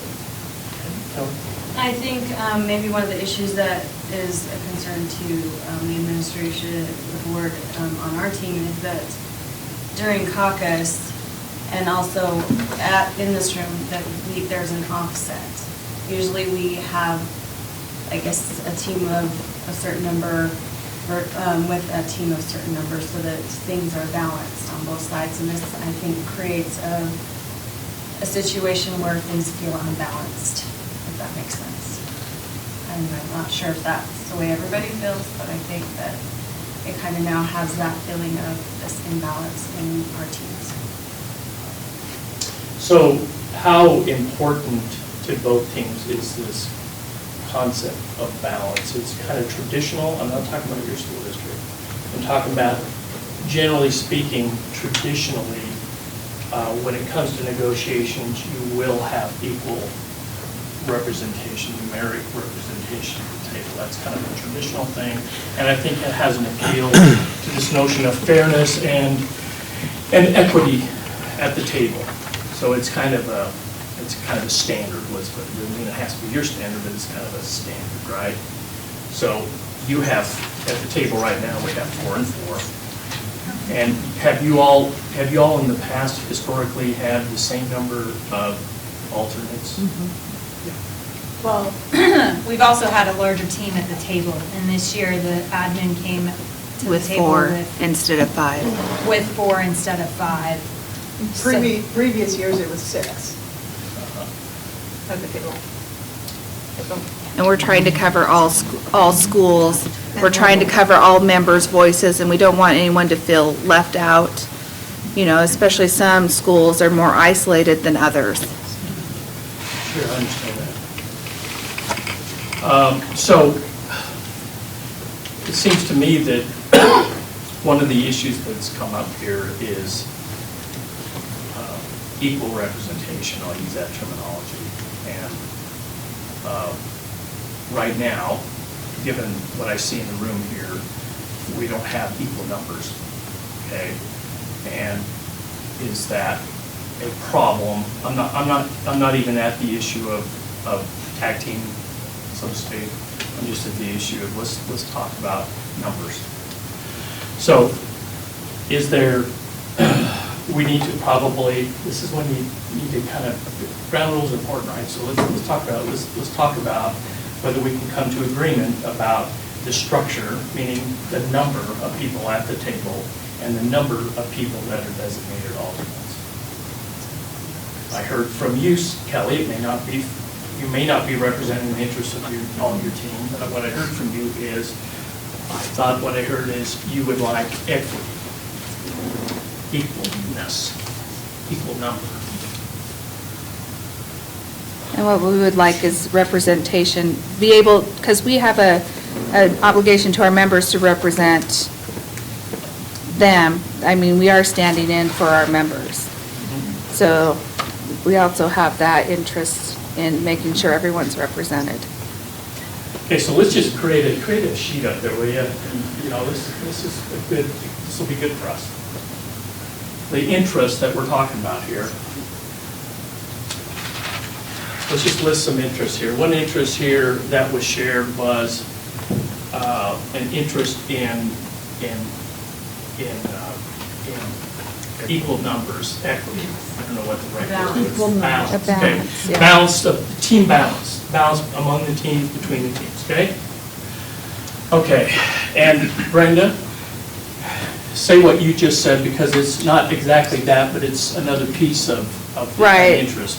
We're here representing members, and we want to make sure that we're representing our members with the different schools, because we are kind of spread out as a district, and we just want to make sure that we're having a fair representation of all our members. Okay, so an interest also is that the makeup of the teams, or team, I'm not sure which one, the makeup of the teams adequately represent the varied interests out in the field. Is that fair? That would be fair. Because in my mind, I'm thinking, okay, well, secondary teacher issues are maybe different than middle and elementary teachers. Right, yeah. Content, you know what I mean, it's just in remoteness. So I live out here, this school's out here with certain needs and challenges, and that's different than a school over here. So you're trying to cast a wide net and make sure that through your representation here that you've got all your bases covered. so to Right. speak. Is that fair? Yeah, that would be very fair. Yeah. Okay. Yes, Samantha. I would say too, it's also that Kylie and I are both new to the negotiating table, and we're also both relatively new to the district.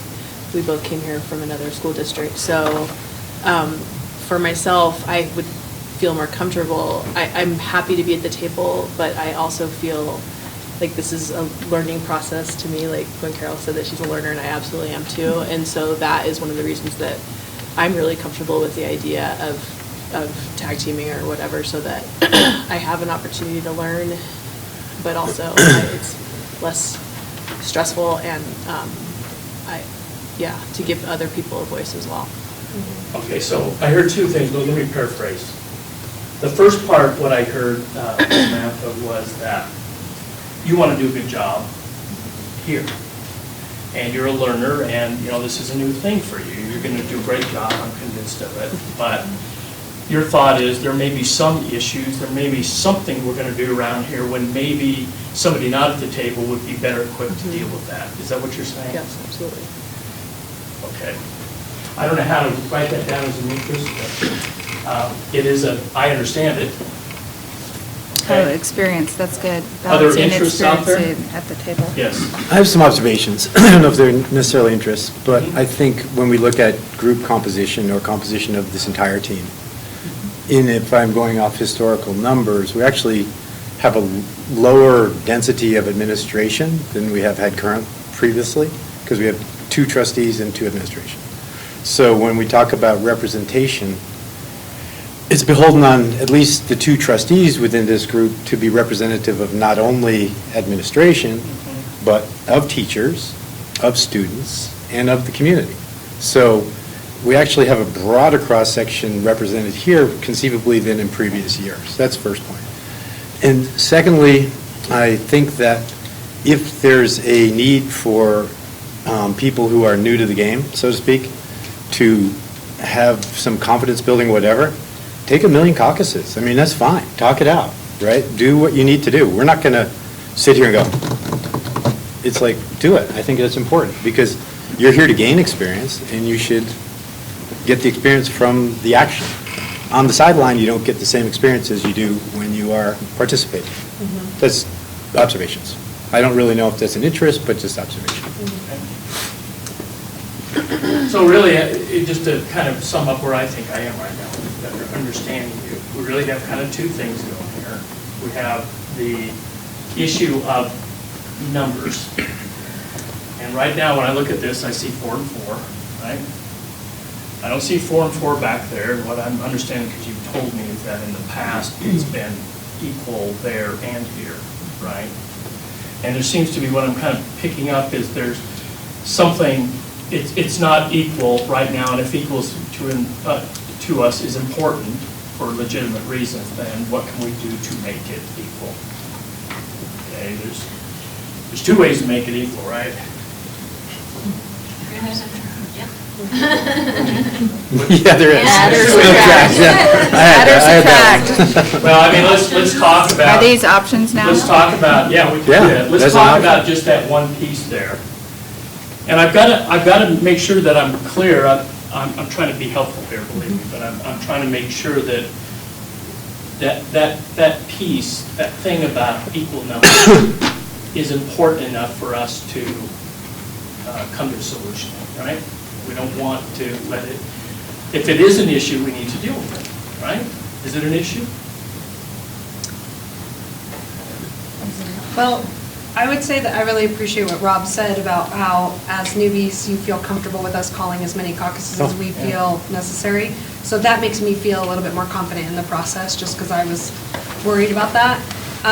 When we start talking about the specific issue of finance, I feel like, I mean, Brian is incredibly knowledgeable and has been, you know, very helpful about having clear documents, and we've had very open, transparent conversations with Amanda, sharing that type of stuff. But when it comes to articulating it, I do not feel at all comfortable with that, and I would love to be able to defer to someone else who's been studying it, who's been, you know, really in it and focused on it.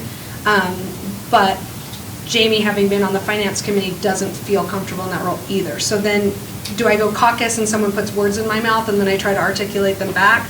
Or do we have someone at the table who's knowledgeable and can speak to that without having to go back and forth about it? So the concern about the finance committee comes up, so it just makes me wonder, Brian and I were on the finance committee too, so is there a problem with Brian and I? I mean, I'm just asking. Yeah. I think I would have Jamie speak to it because it's been her personal concern, so not, you know. It's just personal. I feel like that role was, talking about my hesitation to be involved in compensation discussions. As a member of the finance committee, I was there to learn. I was there to ask questions. I was there to represent teachers' voice. And the result of that was a levy, and I'm grateful that was successful. I don't want to,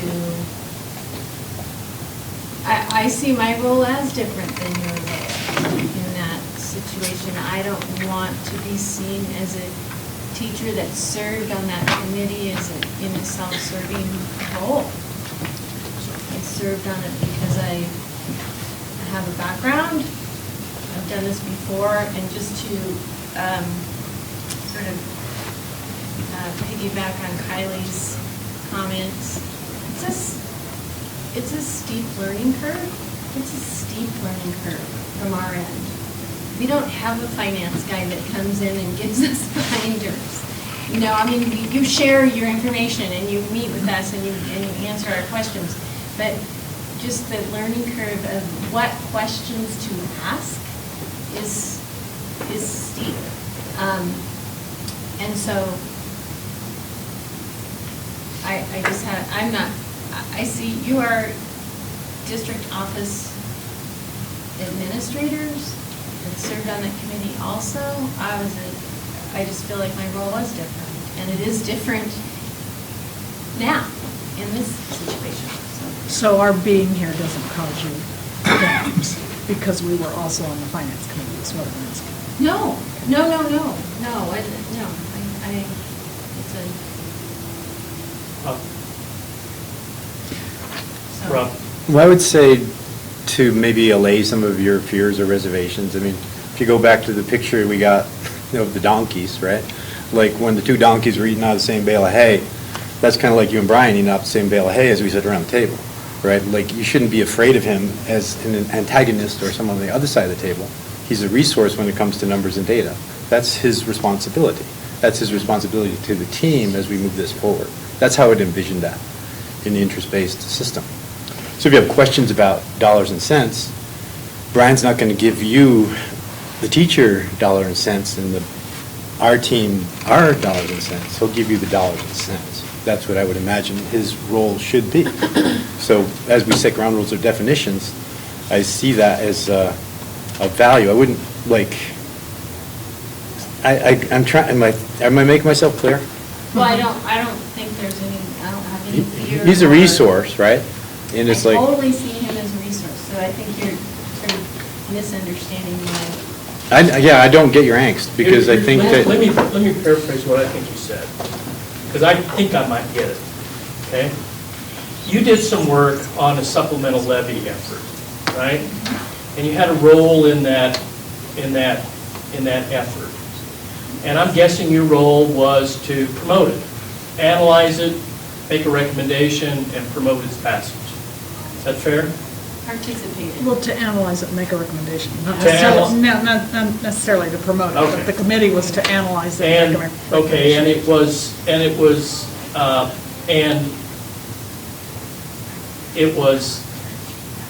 was presented to the community in a certain way, for a certain purpose. I mean, you have to sell them to the community, right? Happens all over the state. You give rationale and justification to the community and hope that they will support that. And you're feeling uneasy, maybe, I'm guessing, okay? You're feeling uneasy because in your role here and the kinds of conversations and advocacy you're anticipating having to make that are going to be connected either directly or indirectly to the supplemental levy, that it puts you in a bind. You feel bound somehow, either politically or based on the work you did regarding the supplemental levy may be perceived by some folks, whoever those folks, as being, you use the word self-serving, that there'll be this perception of a self-serving posture now related to finances that are connected in some way to the supplemental levy. How's that? Was I there or not? Pretty darn close. So if I need to not be here, then that's, Could we caucus then and maybe or do we want? decide on some Can I- options, or do you want options Can I first? say one more interest and then we can caucus, is that all right? Okay, yeah. One of the things that is important to me, and this is no slight to either one of the groups of alternates, is that we continue to work and work and work and work and get to know each other and really build. And so every time when I come to the table, I feel like I know where we're at because we've been working on it, rather than trying to figure out what is changing at the table. So I think that would slow us down to constantly, I mean, eventually we'd get everybody figured out if we were swapping out people, but I think it would slow us down as far as really understanding where everybody's coming from and what we're trying to work on. And that's my concern, it's just the not knowing. The inconsistency. Okay, so an interest that you indicated, let's see, is that where the cursor is flashing? Yeah, build relationships. Build a at the relationship at the and table. equal numbers. And promote. And have a good understanding of each person's position. Sounds good. So equity, relationships, balance, and experience. And I think that sums it up. So caucus? Yeah, caucus. How long do you need? 10 minutes? 10 minutes? Yeah, 10 minutes. That's it? Double time 10. Hey, 6:44. 6:44. Okay.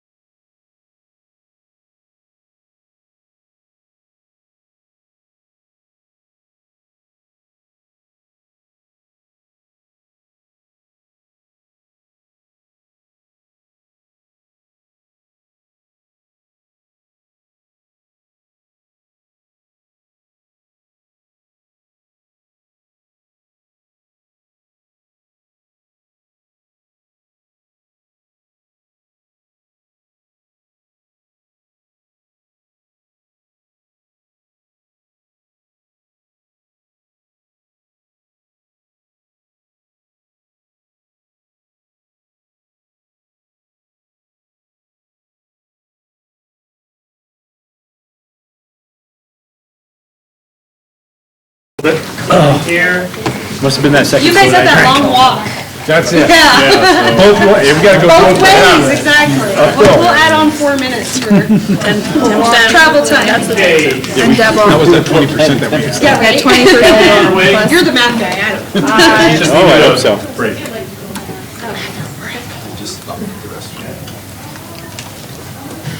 You want to start or should we, I'll tell you. We should wait. We should wait. Yeah, let's just wait. Found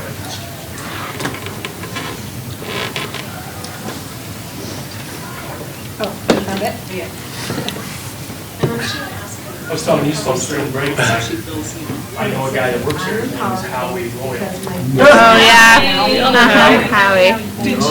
Last time I talked to Howie Royal was December 1975. We were at the University of Idaho together as freshmen. Really? He probably looks a little different. You guys had to get reacquainted. So, yeah. That's what I'm afraid of. Howie's watching from home. Wave at the camera. Say hi, Howie. Hi, Howie.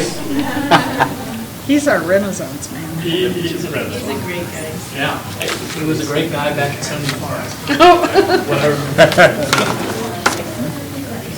Well, right now Howie looks a lot more like me than you. Yeah, that's true.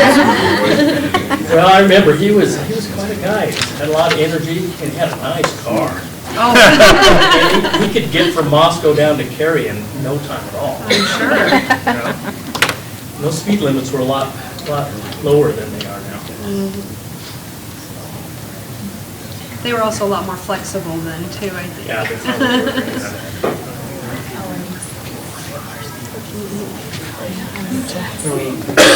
Okay, we're back. Okay, so we were working on ground rules, as I remember, and this piece of the ground rule, really, which is essentially the makeup of the team, how they're constituted, and this notion of the people alternates. That's kind of what we're talking about. So some of the interests, you can read them up there. Equitable numbers, there's an interest of equitable numbers for that balance thing. The makeup of the teams, there's an interest that the makeup of the teams adequately, so there's good representation, balancing the experience at the table, build relationships. So there was interest number 4 there had to do with this relationship that is built here and being able to capitalize on that and have it stay solid and not change. Okay? Are there other interests that people thought of while you were out in your caucus? Okay, hearing none. Are there any? Let's for an exercise. Let's talk about are there shared interests there? So I'm going to go through all 4 of them, and with a signal of thumbs, meaning yes or no. No, we'll just do it this way. I want to know thumbs up if it's an interest that you have, or that you have, and we'll see how many of those are shared. So number 1 is equal numbers, balance among the team members. If that's an interest that you accept or have, put your thumb up. Okay, it's not shared. Number 2, the makeup of the teams adequately represent the district. Carry to Hemingway. Okay, it's not shared. Number 3, balancing experience at the table. Okay, it's not shared. Number 4, building relationships at the table and have a good understanding of each person's position. Okay, that's a share. So I have a question just for clarification. Please. So on the, I think it was on the second one, the makeup of the teams, there were thumbs up and then 2 sideways. Yeah. So if there's 2 sideways, it's not considered Well, we can shared? change that. I was just looking for people that, Okay. yep, I buy into it. Okay. This, in my thinking, this is not deal breaker time. This is an exercise of, okay, can we build on that? Can we build on that thing? It doesn't necessarily, in my mind, thinking that we don't attend to the other things or attempt to. It's just, well, where's the starting point? Okay? It's an exercise in clarification, nothing else. Okay, so let's move to options. Okay, and people will use a brainstorming process here. And I will go around, yes. First option to proceed as was originally planned and scheduled. Okay, so option number one that Rob is sharing, and I'm going to go over here and we're going to go around, and then I'll give everybody a chance. And then go ahead. Say it again, Rob, will you, please? Proceed as originally planned and scheduled on numbers and team composition. Just clarifying, is that talking about the first email that was sent out with the original team? I mean, there were several.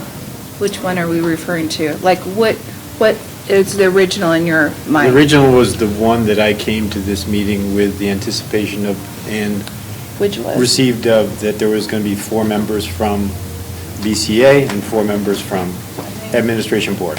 That's What the about team alternates? composition. Alternates, I'm not really concerned about.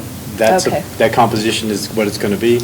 Okay. I would like to see equitability, but this is the working team. I'd like to see this the working team. Thanks for The clarifying. email from BCA says that we'll have 4 members of the table, including Samantha Mora, Kylie Holbrook, Dr. Panache John, Ben Lindsley, and Brenda Southwick. The alternates will be Marie Wolfram, BCA co-president, Trinji Benslick, BCA co-president, and Jamie Hardy. That was the original. Okay, so just for Tim's education, okay? What I'm understanding is that by email or some other process away from this table, okay, there has been some sort of understanding reached about how this would be structured, meaning,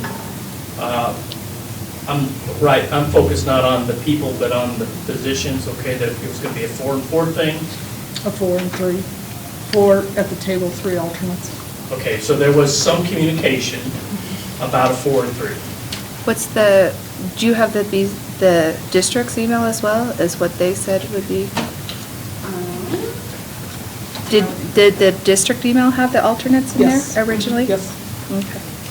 Yeah, we sent ours first, and then I think Marie asked if email was okay for the reply. Is that how I remember it happening, and then you emailed us the list? Yeah. Okay. Okay, so check my understanding. So basically, there was a communication email between association leadership and district office leadership about the composition, this 4-3 thing.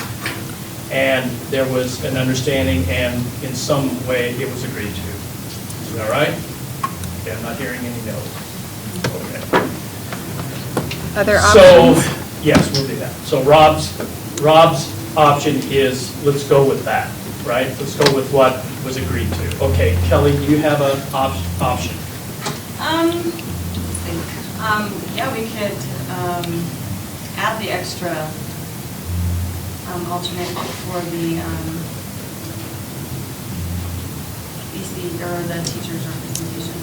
So, like to have the 5 or 4 and 4 and 3. Okay, what you're saying is, given what your understanding is what was agreed to, let's add, one option would be to add one to the alternate for both teams. So it'd end up, No, just for the, right? Oh, I'm sorry. well, Basically, She's accepting Coon what an is set up. alternate And, follows plan with the tag team. So, like was discussed before, Jamie would alternate with Glenn. Mr. Lindley, and Samantha would alternate with Ms. Coon. So that was what they brought to here, or brought to this. okay, you're right. Let me just go back to, I'm trying to break this down into 2 pieces, if it's okay with you. Let's get the number thing going, and then let's agree to that. I would recommend you agree to that structure, and then let's talk about this passing the baton kind of thing, okay? So we'll break it into 2 parts, if that's okay with the group there. So your number 2 is add an extra alternative to make it 4 and 4, essentially, okay? Kylie. So then the opposite of that would be that to make it equal, 4 at the table, 3 alternates for each team. So the BCEA would have 1 alternate step aside. Okay. Got that? So basically, from the perspective of the association, is they, one option, not you're advocating for it, but would be to drop 1 alternate position. Correct. Okay? Brian? Well, it just came off the table, off the options that I was going to offer, the alternative of no swapping. Okay, we're We're not. talking about numbers first, though. We're talking about numbers. Yeah. We're focused, Just we're talking about composition, and we're going to move to the other part. So Then you I'll- have another option related to the numeric makeup thing. No, then I'll pass. Okay, Brenda? Well, we're just throwing out options here. We could have 5 at the table, and that's just an option, is 5 at the table instead of 4. Okay. Just an option? Sure? For both? Yeah, for both. For teams? Mm-hmm, Okay, for both teams, yeah. okay. And are you mute on the alternate piece, or is there, what you're thinking about? If it goes The back- alternates, Someone would step up from the alternate. someone would step What I'm saying is, will up. there still be alternates? Yes, there still be alternates. 5 people at the table and alternates. And still there. alternates, yeah. Okay, Rob, you have another one. I'm in. Okay, Samantha. Gwen Carroll. Okay, Jamie. Anybody else?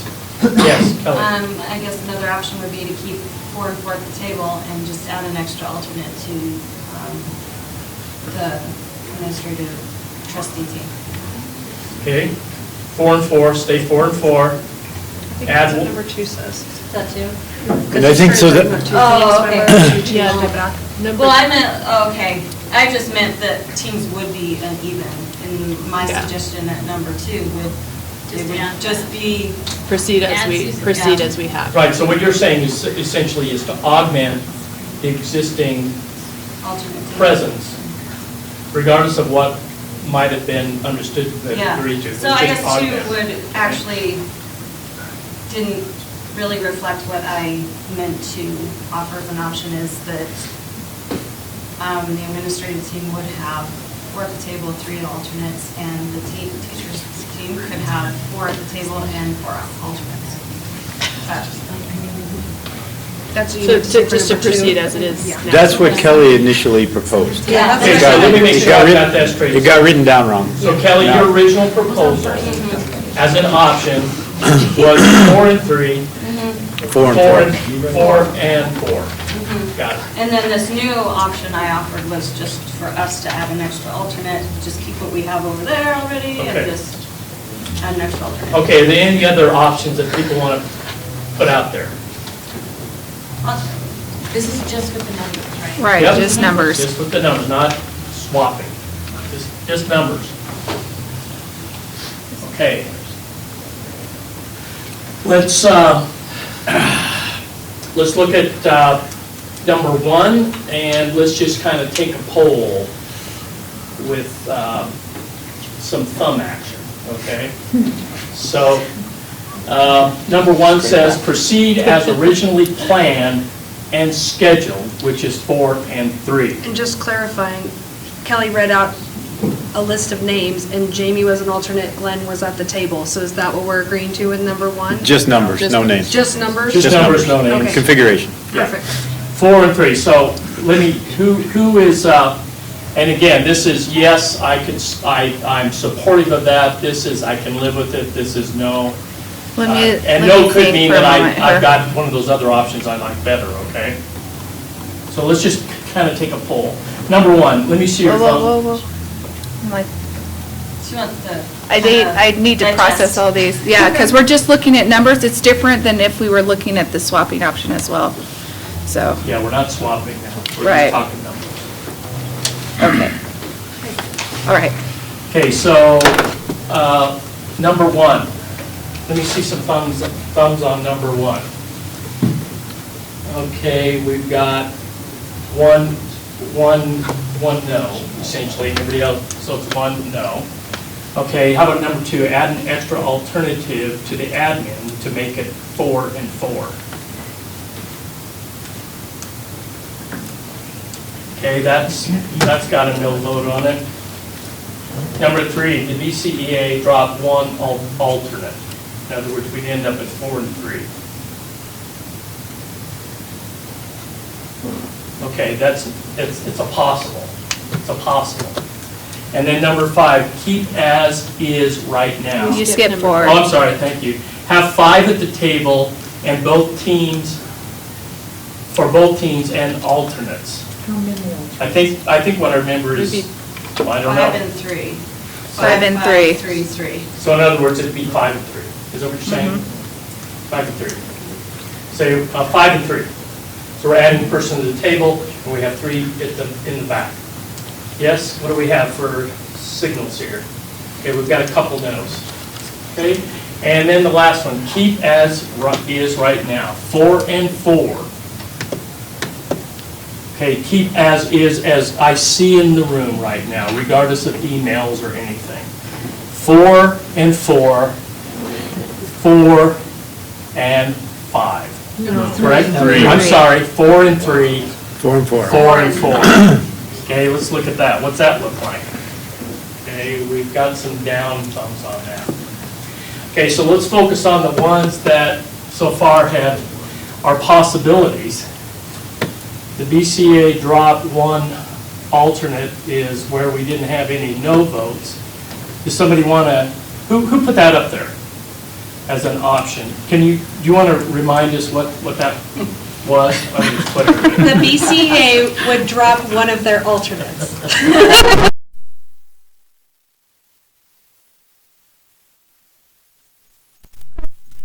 4 alternates, we shall only have 3. And then we'll have 4 people at the table. Let's have some discussion. Anybody want to discuss it? Anybody want to, yes?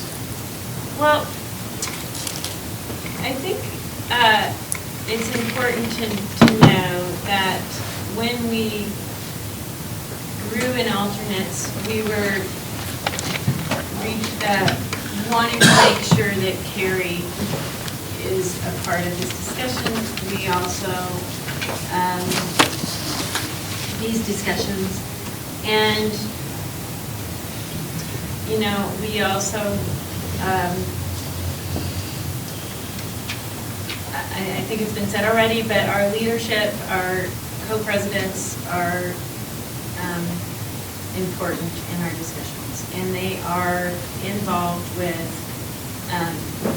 relaying the information and getting the contract ratified, and so that's sort of how that all involved.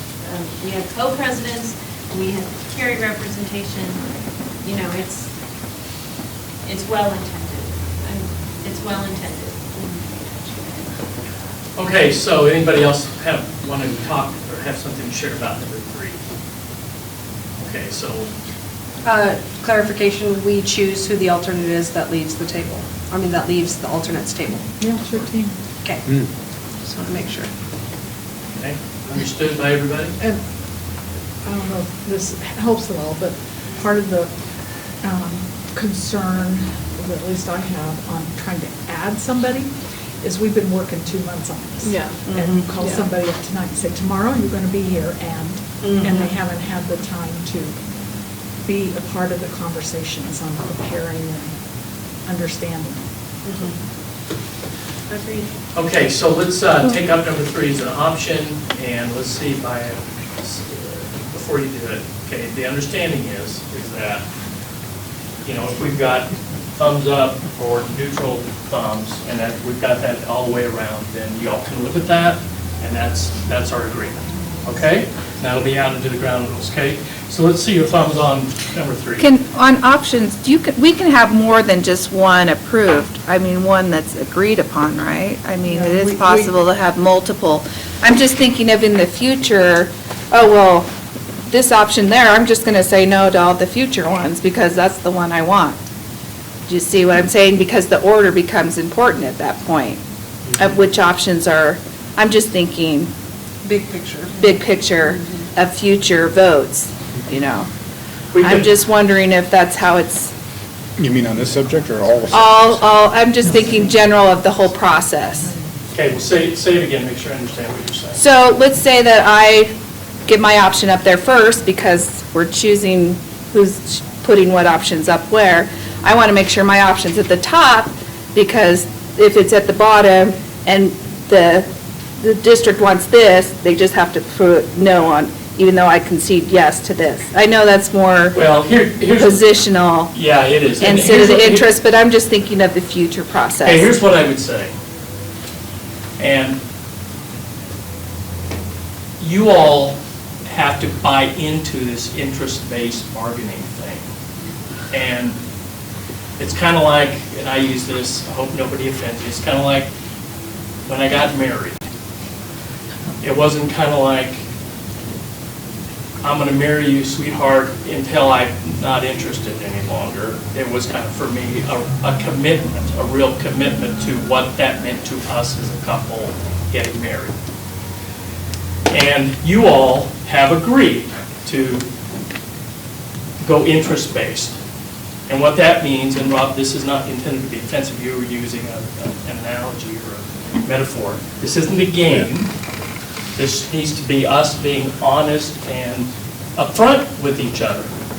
So whether it's the first, and just because you get a thumb down or a thumbs up doesn't mean anything more than what it means. It doesn't mean, we are working hard through this system to agree on things that we can live with and that are going to be good solutions. So it's not like there's going to be winners and losers. There may be times when I will say, when I'm going to give a thumbs up because I can support it, even though maybe mine got a thumbs down. I say, yep, I can live with that and I can make that work. So I don't know if that's what I would like to preach. What I'd like to preach is we're not playing a game here. If you want to play games, let's go distributed bargaining, and we'll just go at it and manipulate and get combative. But if we're really going to buy into the philosophy behind this, we have to be upfront and honest and try not to get caught up into that kind of thing. But Brenda, were you saying that we could have gone through there and had 2 or 3 options? Right, exactly, yeah. And that we could And we could continue have. the process True. those 2 or 3, merge them, And squish them massage. together, whatever, Yeah. Exactly. before we finally come to one. Right, it's not just like, oh, well, that's the one I want, I'm going to go thumbs down on everything else. Understood. Yeah, a Understood. thumbs down shouldn't necessarily negate the entire process. Understood. Right? Okay, so what we can do, I can accept that, and I think it's a good conversation. Is there, if we can't get, is there another morphing of this then? Are you saying, Brenda, there could be a morphing of this, or somebody in terms of a merging of ideas behind 1 through 5, even though some of them had thumbs down votes? In the future, maybe, but on this issue, I think we're ready to vote. We're done. I think and if somebody thumbs down's that only option that we have left, then maybe we need to have more discussion. Okay, got it. Why don't we put all of the universe of options out on the table, because then we can blend and mix and match and cut and dice, and Yeah. then we're voting on more of a universe of Than options. just numbers. Not to repeat myself. Probably what would help us, I think, I buy your point, is that when we don't get all thumbs up, if we get a negative one, we don't necessarily scratch it. We just identify, like we did with the shared interest, which one was shared. It doesn't necessarily negate other options, but we at least know where there's some agreement. That would be better, I think. Okay? All right, so anyway, here we are. Based on Kylie's recommendation, we are looking at taking action on number 3 there. So let's see some thumb action on number 3. Okay, so we have a consensus on that. Okay? So, task 1 was to determine the makeup of the teams, the structure, and it appears to me that we're going to end up with a 4 and 3 structure, correct? Okay. So now the next issue that we need to put up there is the alternates and the function of the alternates. Okay? So the issue is the function of the alternates. I can't think of another word for it. But their role and their function, okay? So what are the interests, let's list some of the interests that are tied to that. And we've had some of that discussion, but let's put it down. What are some of the interests behind that issue? You've been talking about it. Can we just go back to the top of that sheet, because she did write it down then, right? Some of those tied into it. Those are the interests, yeah. I think Number that's it. 4. So actually, at the bottom, instead of interest, it should say option.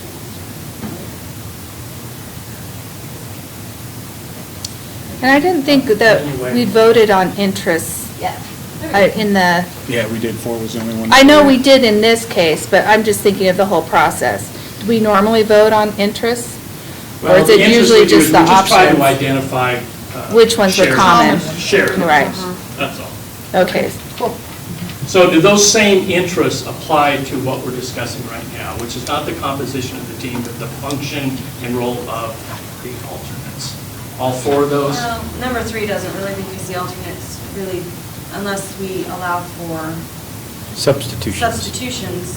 Well, that's what we're talking about. Yeah, that's the so part. I guess that would apply as well. So this is what I want to do just for me.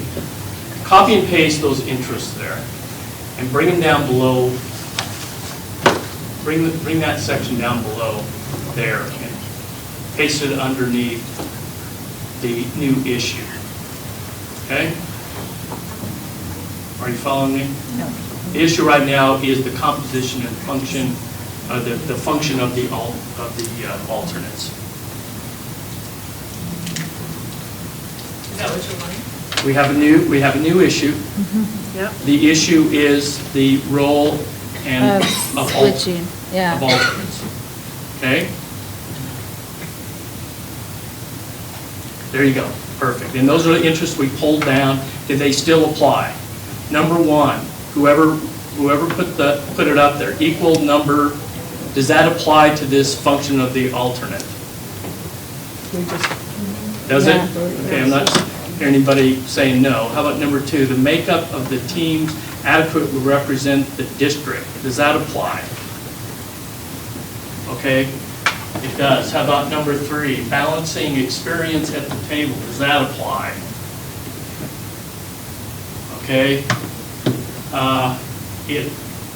There were no negatives on that. Okay, the next one is building relationships. Does that apply? Okay, that's all thumbs up on there. Are there other interests that we need to put there that relate to the function of the alternates? Other interests?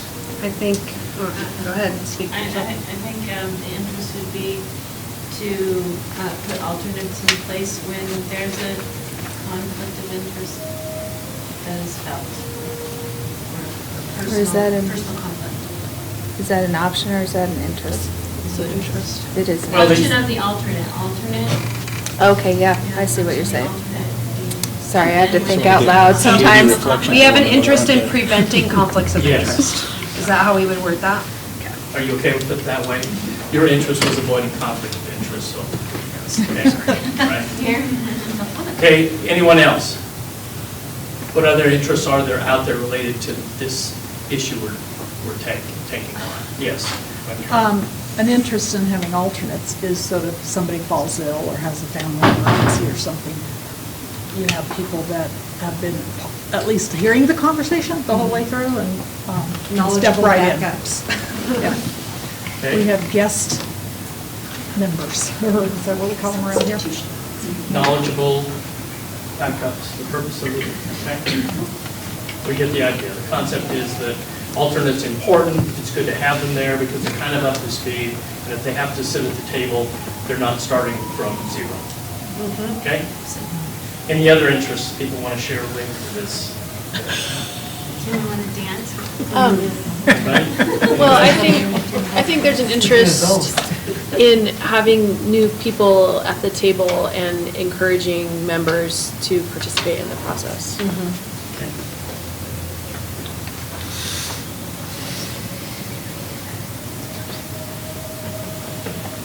Other interests? Anybody? Okay. Yes. I have an interest in keeping the flow of the discussions in sequence and in, I don't have a good word for it. Moving? Not just, without disruption. Like to have a flow of events here without disruption. So that's my interest in the way alternates are played. Okay. And then I'll add that, along with Rob's concern about flow, if we're caucusing all the time, I feel like that's going to really cause some timeliness issues, because we're already spending a lot of time on nitpicky things, I think.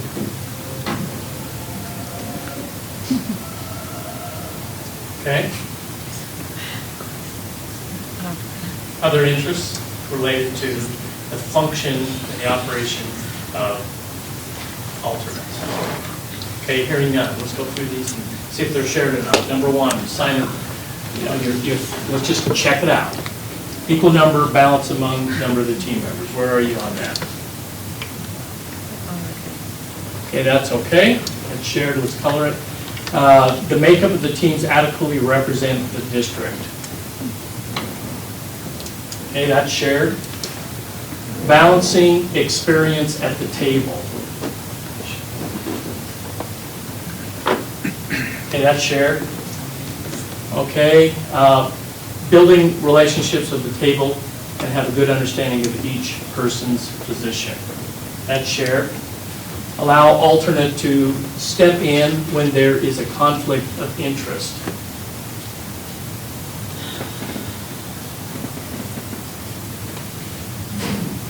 Okay, that's not shared by everyone. The purpose of the alternate is that if needed, they can step into with knowledge. Okay, that's shared. Okay, having new people at the table and encouraging members to participate in the process. Okay, not shared. Keeping the flow of discussion in sequence without disruption. Okay, that's shared. And the last one, if caucusing all the time, it is disruptive. In other words, We're talking about the flow, yeah. Timeliness, I think is what that is. Yeah, timeliness. Efficiency. Timeliness. Who shares that interest that you all be? Okay, it's not shared. Okay. So looking at that. Efficiency's not shared. Sorry. Looking at that. Efficiency's not shared. Let's have some bold individuals put some options up related to with those interests in mind. Yes. Can I ask a question? Yes. I'd like to ask when Carol, I think you're the only no vote on number 5. Was I? And Okay. I just would like you to elaborate. I feel like, I'm coming here with good intentions and sort of a strong ethical sense of what feels right for me. And so I'd just like you to, I'd like to see if we could find out more about What my thinking is? I feel like that if you're on this team, you have agreed to represent the district, regardless of whether you're representing BCEA or the administration, you've agreed to represent the district. And you've agreed to put aside conflicts, and if you're conflicted about a conflict, maybe it's not the place to be.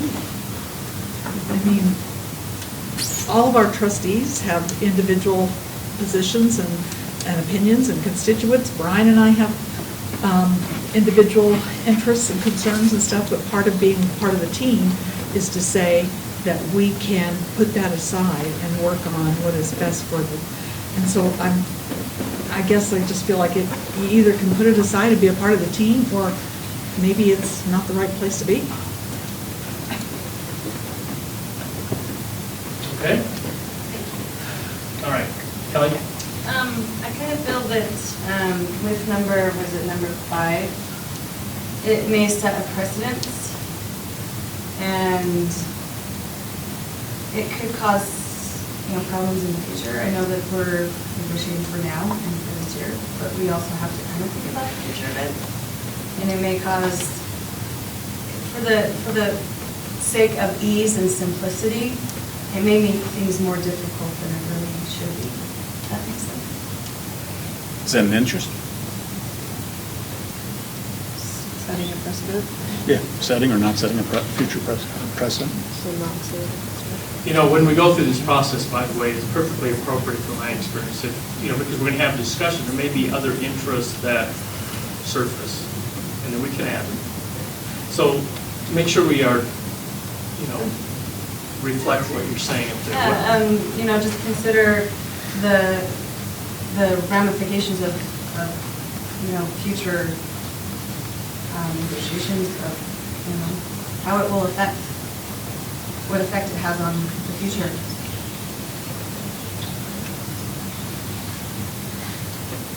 So can we caucus to talk about some options about specifically this part of the issue and then move on? Is that okay with you guys? Sure. 10 minutes? Sure. Absolutely. Okay, so you said 10 minutes, you sure that's enough time? Okay, 7:32. I don't want to do it. 7:32. 7:32. Come on, guys, Let's go. Sorry.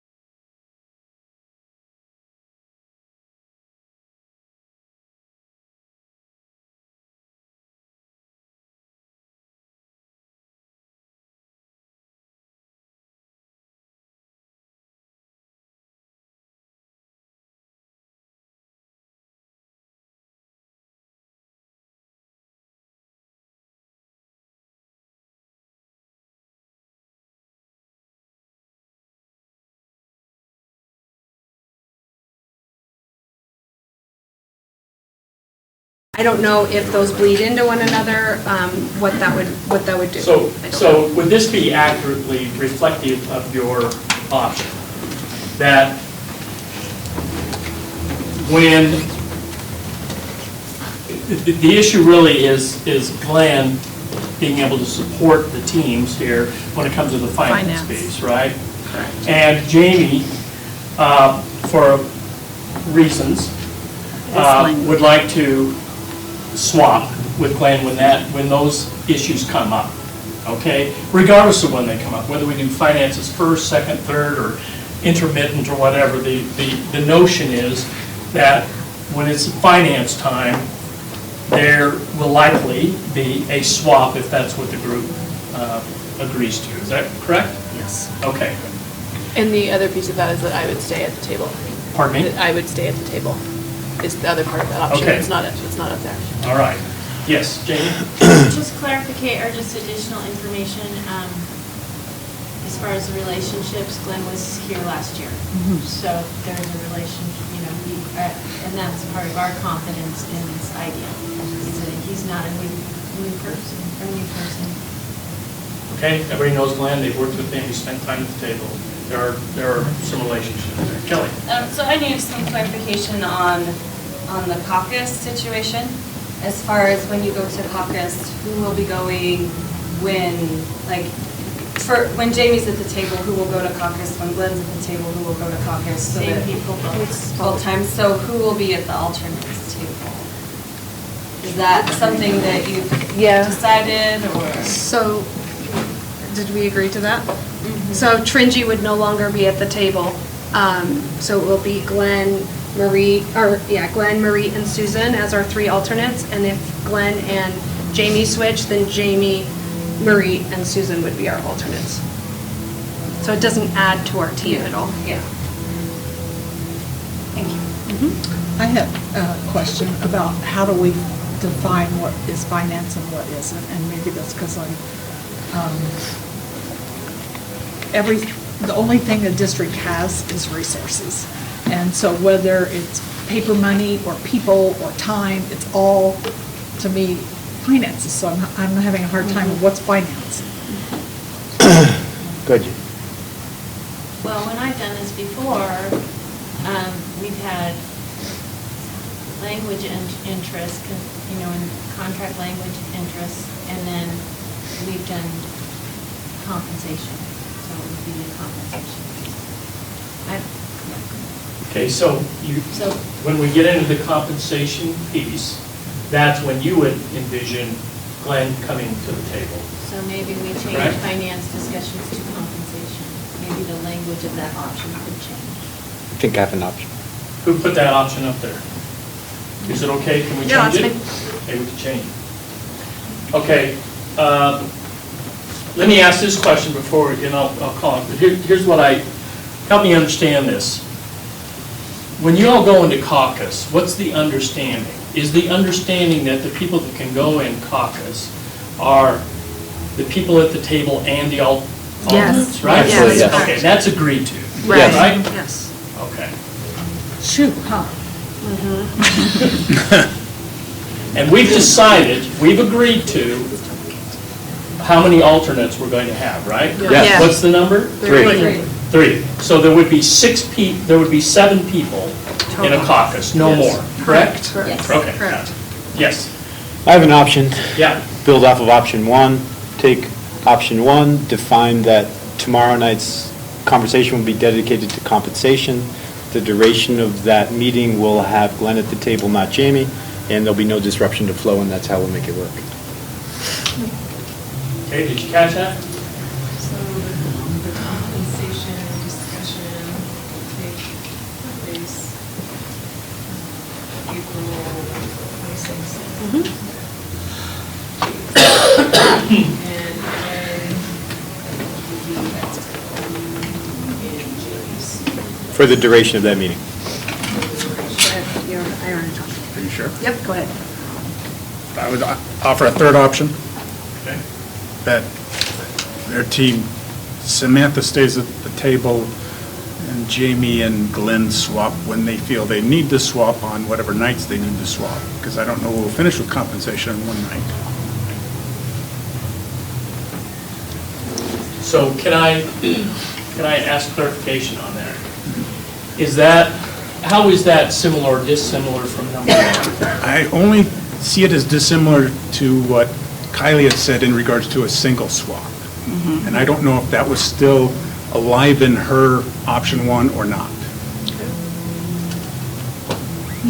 Just clarification, I think we're just trying to come with the most palatable, easy, flowing solution. So whether it's more than once, if it's fluid, that's the goal. And so I would say that maybe once we get our issues out, then we highlight which ones are compensation-based and which ones are language-based, and we kind of pull them apart and decide when we're going to do that, and then we only have to swap once. Because we don't even know what our interests are right now. So we can't really even speak to that, whether or not they're going to bleed into each other, whether or not there's going to be an issue. Okay, well, my understanding on number one was, who did number one? I did. My understanding was that was a very fluid, when the issue comes up, and now we've kind of talked about defining it as meaning compensation.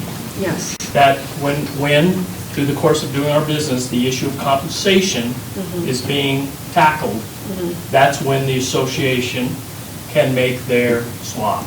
And we would caucus. And we don't know what that's going to look swap, like, be done. whether it's going to be a single time, we're going to do it, we're going to be, start here and end here, or whether we're going to stop and start. I mean, because it's possible, I'm not advocating for it, it's possible that we can't really resolve stuff because we got homework that needs to be done to bring to the table, that kind of thing, right? That's what option 3 is.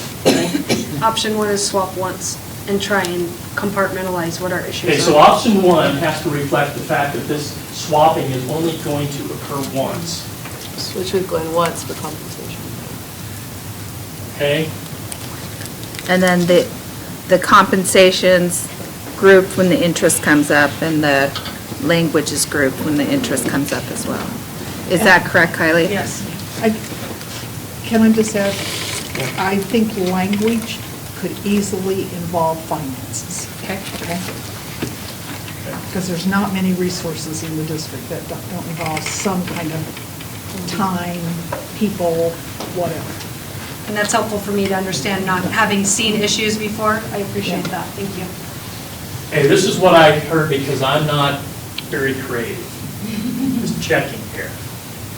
What I heard you say was, when we get into compensation, to me, compensation means, do y'all have a salary schedule? That's kind of compensation. I don't know what the benefits are. I don't know if you roll that over into it. But I know what compensation means, at least in the context of a salary schedule. That's when you want to leave the table and you want Glenn to come in here. At least it limits it to that or more than that. Primarily that. yes. Primarily, so it's not, okay? I would say yes. That would be yes. Because what we've talked about, what Carol has talked about is when we talk finance, there's a lot of business, I mean, everything costs money, right? Essentially, finance. Sooner or later. All roads lead to finance and personnel, right? So where are we on that? So number 3 says Samantha stays at the table and Jamie and Glenn swap as needed. Do we have another option? Yes. No swapping at all. Okay, that's an option. And remember, the beauty of this thing is even, I don't know if Brian supports that or not. In the brainstorming, it's like, don't be offended because he threw that out there, for example. It's just, let's get the options out, okay? Yes? I would define compensation as both salary and benefits. So if Are you okay with compensation that? is just So you're salary. okay when we talk about compensation means benefits too? Salary and benefits, Okay, yeah. got it. All right, so then we don't That's need what another I'm option. thinking, yeah. Okay, Samantha? I just want to make a clarification that I agree that everything kind of revolves around finances, but I think the conflict here is a conflict of interest. And and with the community, and so we're just trying to steer clear of having a correlation between salary and benefit negotiation and the levy, so. I think that's the elephant in the room. And so I just want to make that clear, that's, for me, that's the distinction. And I think it's an elephant in the room for all of us. The levy is an elephant in the room. For all of us.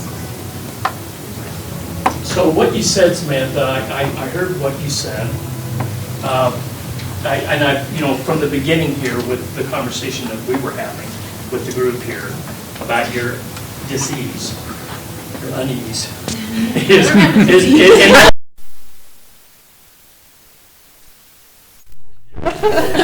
this idea of the supplemental levy and what it means and the implications of that with negotiations and some worry about that mix, right? I have another option. Yes, let's hear it. We could have Sam switching out and Jamie switching out as well, as just another option. We could have both of them switching out. Okay.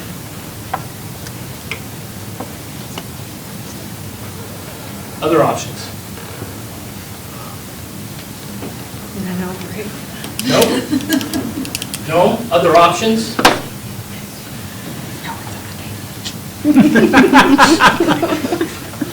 Okay, well, let's look at, the last time we did this, we kind of did a thumbs up, thumbs down. If there's a better way of doing it, let me know. It's just, there was this, you brought it to our attention, my attention. Well, I don't want it to be too positional. Yeah, exactly. I want it to be the interest to be, if it's viable, then let's say it's viable. More than one can win. Yeah. And then we just keep working at it till we get it down to one. So Okay, so is it appropriate then, given your desires here, to go ahead and get some, assess kind of where people are on these let's spots? get Is some that of them okay? off of there if we can. Okay, so number one, allow Jamie to switch or Glenn for compensation. That means salary and benefits. Discussions only one time, and try to group all compensation discussion together. And Samantha will stay at the table. Okay, didn't get everyone's thumb up. Let's not cross it out. Can we just put make it yellow? That means amber. Red, amber. We'll make it amber. Okay, number two, compensation discussion will take place on April 25th, and Glenn will be at the table in Jamie's place for the duration of the meeting. Okay, that didn't have complete consensus on that. That's amber. Samantha stays at the table, and Jamie and Glenn swap as needed. Okay, that didn't have everybody's thumb up. Number four, no swapping. Okay, that didn't have everybody's. And number five, allow both Samantha and Jamie to switch out with alternatives. Okay, that didn't have consensus. So, let's keep it going. Let's look for another option. Well, let's look at two again. No, sorry, three. Yes? Hold on a second, I'm having to trouble read. reading. It's It's yellow so dark, or orange. it's hard to read it. All right. We just take it all off. Okay, since it's all, anyways. So I think it was number three, Sam stays at the table and Jamie and Glenn swap as needed. There was a no vote on that. I just want reasoning behind that. Well, I continue to believe that if we have a consistent team with as little going back and forth, we'll be able to get through this faster, and it'll be easier for us to have conversations at the table. So I think that's just back to, we're not sure who set the table when. Well, it's when compensation is being discussed, salary and benefits, that Glenn will be at the table. And when it's other than that, it would be. Well, that's not what it says. It says as needed. Well, I thought that was the intent of that option. Who wrote I that? didn't write that option. Who entered that up there? Because What was your- I was okay with number two, with the compensation conversation. That two is compensation coming first. And one is compensation one-time switch. Intent of number 3 was for them to swap as needed to discuss the financial piece, because I could see us talking financial things, moving into non-financial things, or what's perceived to be non-financial, because I agree with Gwen Carroll that all of these things have some monetary attachment to it. But there are direct financial things and then indirect financial things, so that the team had the flexibility to be able to, if we go to, on the fourth night, back to a financial subject, that you haven't lost your single swap, so to speak. I have an option. Yes. Can we add an option right now? Yeah. Is that possible? So we allow Jamie to switch with Glenn for compensation, which is salary and benefits. And we decide when that will take place once we have listed our interests. And is that a single? That's a single switch, and we will decide when it will take place once we know what our interests are. Keeping the understanding that if we went back to something non-financial, that we would have made our switch and Glenn would just stay at the table. And the three of us can figure it out. Is that correct? Are you guys okay with that? Samantha, did that, Yes. let's see what it says up there. Allow Jamie to switch with Glenn one time for salary and benefits, and then the team will determine when that will take place once interests have been established. There will be no additional switch. Maybe we can add that to the. Yeah, is that clear? Okay, so here's how I'm reading it. We're going to put an agenda together someday, and at some point in time,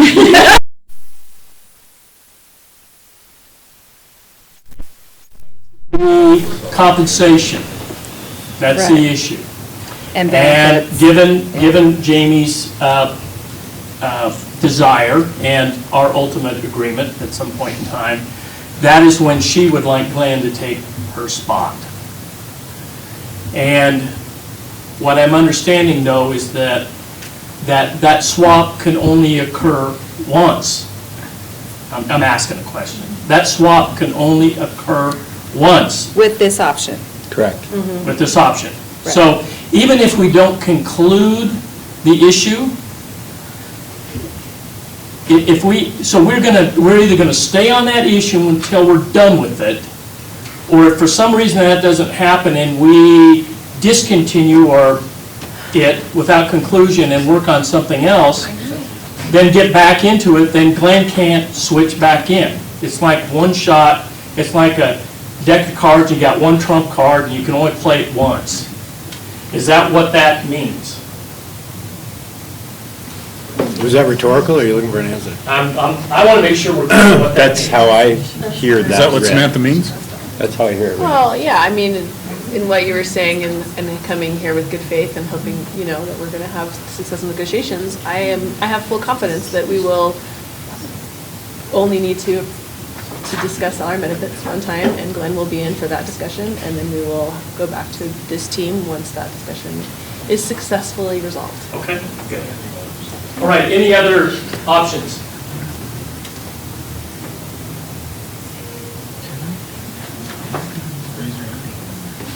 Okay, I want to hear, Kelly, which one of these options are you feeling more favorable towards and why? And I'll give everybody a chance, but I want to get the ball rolling I'm here. trying to formulate something in my mind, but I know that we'll still have to get our interests on the board and get an agenda planned. But I'm thinking that if we, this may be an option I'm throwing out there, if we start with our compensation, offer it as a, salary, benefits, that whole package, we start with that, we can start with Glenn at the table. And that's our compensation. From the way I understood it, when we offer those options out, we vote on our options, the language of the contract comes after them, is that correct? I guess this is something I need, like, once you vote on your options, we find an option that we are all mutually agreed upon, that's when we figure out the language of how to put it into the master agreement, is that correct? That's been your practice, has it not? You all come up with options, somehow you distill those down into a solution, and that solution gets memorialized in language in the contract. That's your process. I'm Kelly, this, so I'm not sure where the language Do I have that comes in right? versus Is that what the your actual. district's meant? Yes. Go ahead. James. My experience in negotiating has been that we've tackled language, contract language first, and over several days or a couple of days, and then the salary and the compensation discussion has been at the tail end of the discussion. So that sounds like another option. If maybe instead of doing the language first, is I It'll come out of interest. I feel like it's a moot point if we don't even know what our language and compensation discussion is. Right. So I think it's premature to try to set Okay, 'cause when we're going to talk about what, when we don't even know what this is. So it Yeah. makes more sense to me to decide that right now, that we would have this switch just for this one discussion, and then once we know what we're looking at, we can decide when the best time to have that discussion is. It sounds to me like they're having a sidebar over there about another option, so maybe you guys need to caucus and figure out, do you have another option we need to put on the table? Because Well, even before you do that, let me just say what I think. I sense from the group that people are okay with at least this idea. We're okay with the idea that when we get into compensation, which means pay and benefits, that Glenn will be sitting there and you'll be sitting back there. And that people are okay with that. Do I have consensus on that part, that concept? Okay? Can live with it. Yeah. Can live with it. Okay. And part of consensus is not this, but yeah, I can live with that. It's not what I would do if I was in control of the world, but I'll accept it. So we're okay with that, right? And that's all you're asking for. That's all you're asking for is that. And, you know, we as collectively, we're going to create the agenda together. And we'll have to collectively decide when the issue, we have to get to issues and identify what issues we're going to take up, and then we're going to have to decide collectively what's number one, what's number two, what's number three, and if collectively, if it turns out the compensation is number one, then we know that Glenn's going to be up here starting that session, and when we're done, Glenn will return and Jamie will move forward, right? Do I have that right? I think I do. So can we vote, can we take a Caucus. vote on 6, 7, and 8 since we haven't done that?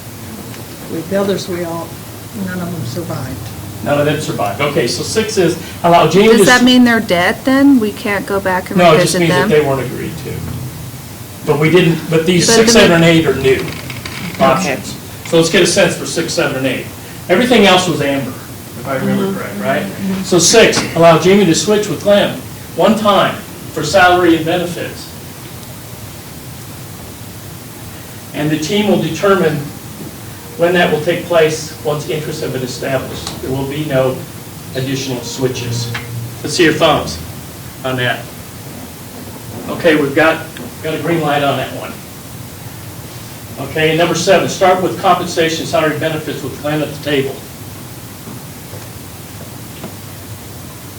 Okay, we don't have a green light on that one. Save compensation, salary, benefits until the end, following contract language. Looks like we're getting compromise on the Okay, we don't have language that. and the compensation. Okay, so given One day here, one day there, one day here, one day there. given where we are on that, does somebody want to propose I think, a solution or another option? I think with, as needed, because it doesn't sound like we're going to come to a consensus on the compensation and the language, I think as needed is a great compromise where we can switch. Tell me what you mean as needed. Compensation would be salaries and benefits. That's compensation, not personnel, not language in the contract, but compensation would be that. And so when salary and benefits comes up, Glenn would be at the table. And when we're talking about other concerns that our members have brought to us, then Jamie, because she's really great with language, we would like to have her at the table for that. I thought we had an agreement that we could all at least live with number 6. 6, yeah. So I think we're, So we're going, I'm sorry, but this is like positional. I thought that all options were still on the table. It just feels to me like we're positional, like this is this and this is, okay, so we're all thumbs up or thumbs down. I need a caucus. I just seriously need a caucus. 10 minutes. 10 minutes. So I'm going to add 2 to that. Okay. At 12. So 8, 10. 15? 8, 10. 8, 10. Okay?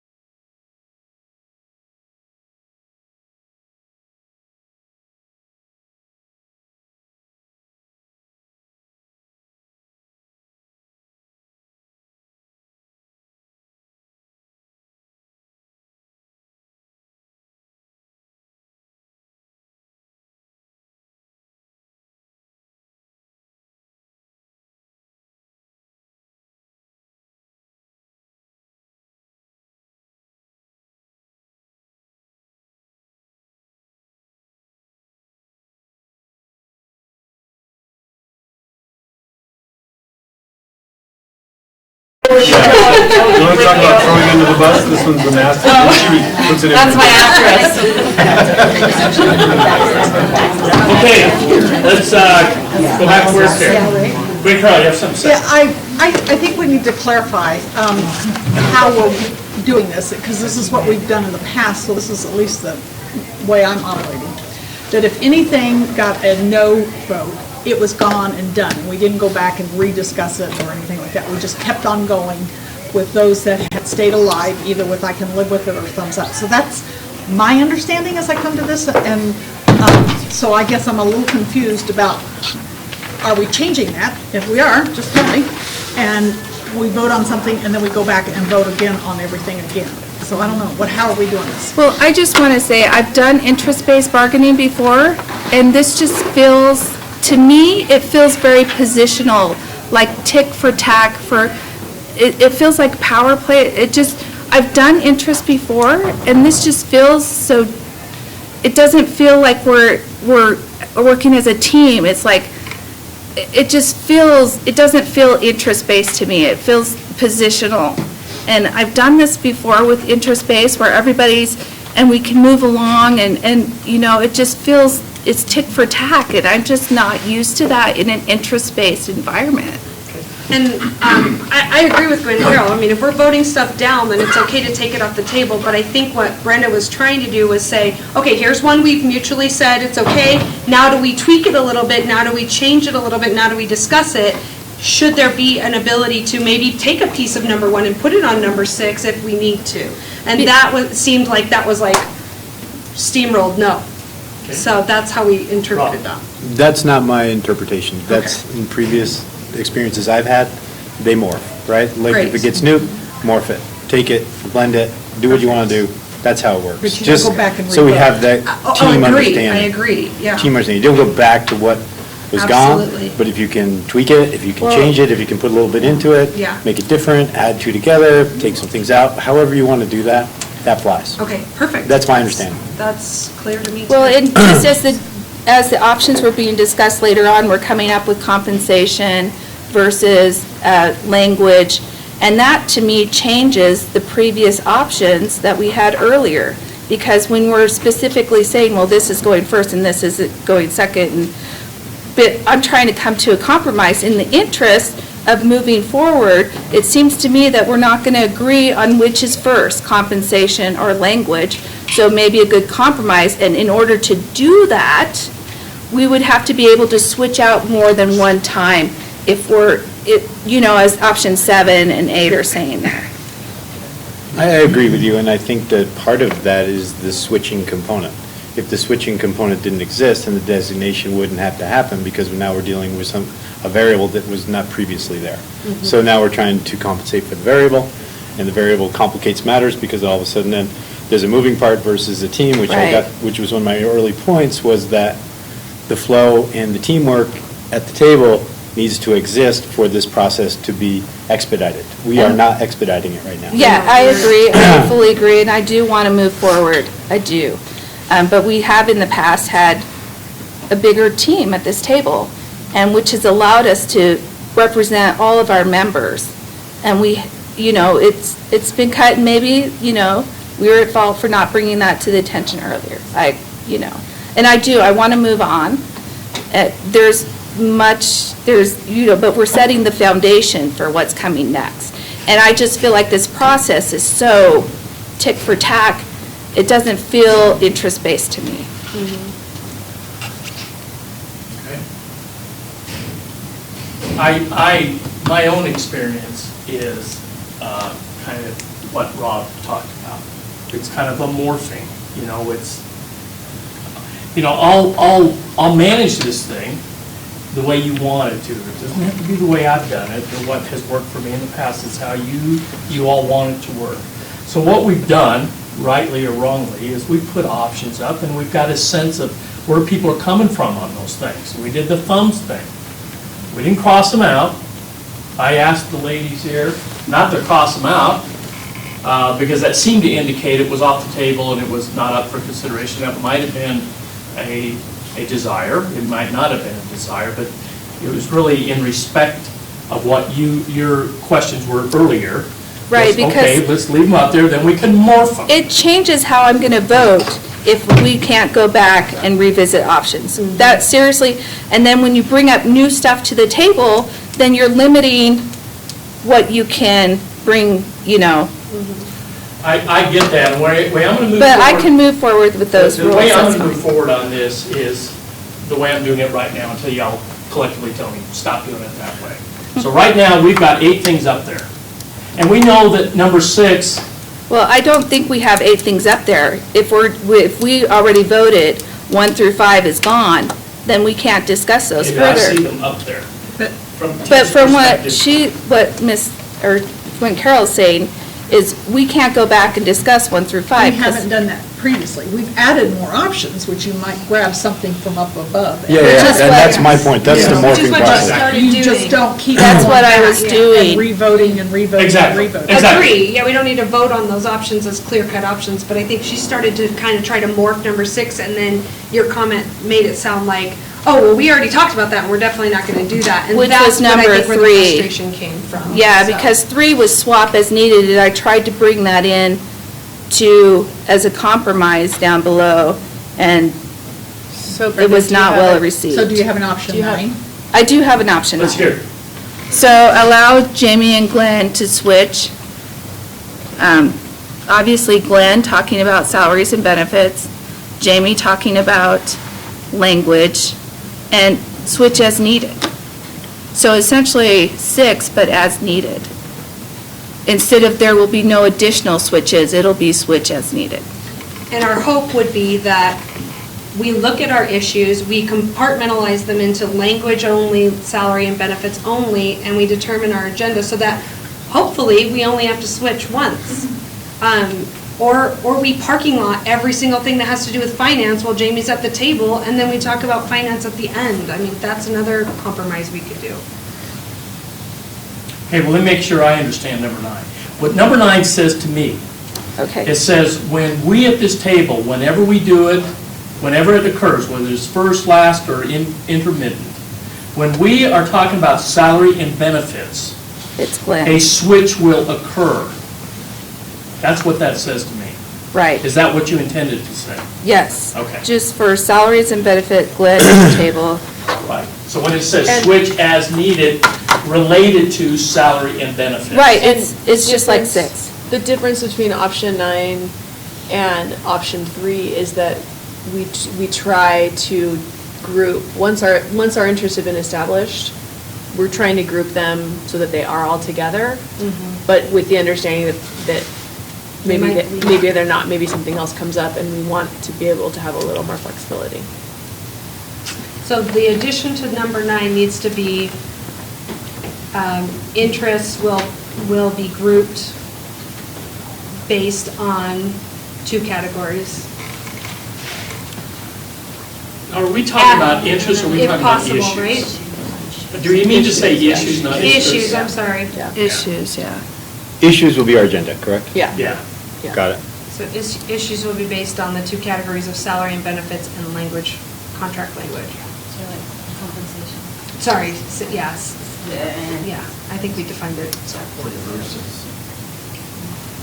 Yes. I have option 10. Option 10 is this option 9, with the addition of that the issue of compensation and benefits will be the priority item on the agenda. Okay, and number 11 would be the opposite of that? Okay, As the priority. As the priority. let's hear it. I'm just at, clarification. Oh, go ahead, Jamie. Jamie had clarification on What do you mean by priority? Have it come first on the priority item. Time priority? Yeah, well, scheduling priority, Scheduling. because we're going to be doing the shuffling. Let's get the shuffling and And get get used it to it and get it out of the way. Okay, I have another option. well, hang on one second. Okay. She's got I want to go back to catch up. Kylie. Oh, yeah, sorry about that. Kylie, what was number 11 for you? Say it again, please. So ours would be number 9 with contract language first, keeping Jamie at the table to start. And then we would talk salary and benefits with Glenn at the table. And if we return to language, you would return to Jamie. So when you guys talk about contract language, what I'm understanding is anything that is not salary benefits related. Right.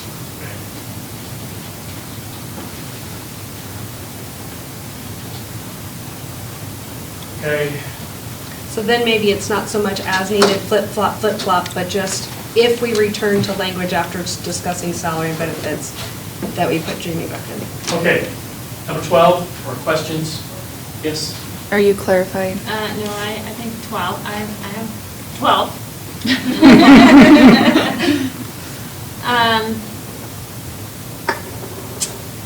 Allow Jamie, okay, so I want to go back to number 6, which says allow Jamie to switch with Glenn. I want without the one time for the salary and benefits, and the team will determine when that will take place once interests have been established. With minimal disruptions. So strike the last sentence, there will be no additional switches. Yeah, not that, but there will be a commitment to minimal disruptions to the process. And when you talk about team, you're talking about the entire group here. The team, Yeah, meaning the that's AW, how it right? works. Okay, You're got right. it. Okay, got it. So 13? No, that's. Yes, Jim. That's what I was Yeah, Brian. thinking. I think this is understood and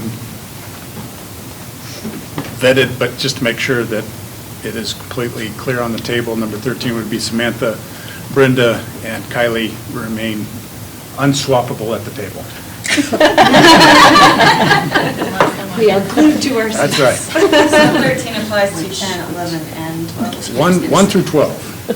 1 through Or- 12. 1 through 12. Yeah, or however you want to bolt it on or So leave is it that separate. something we just kind of all agree on, is that Samantha, Brenda, and Kelly will be unswappable, and we can just set that as yes?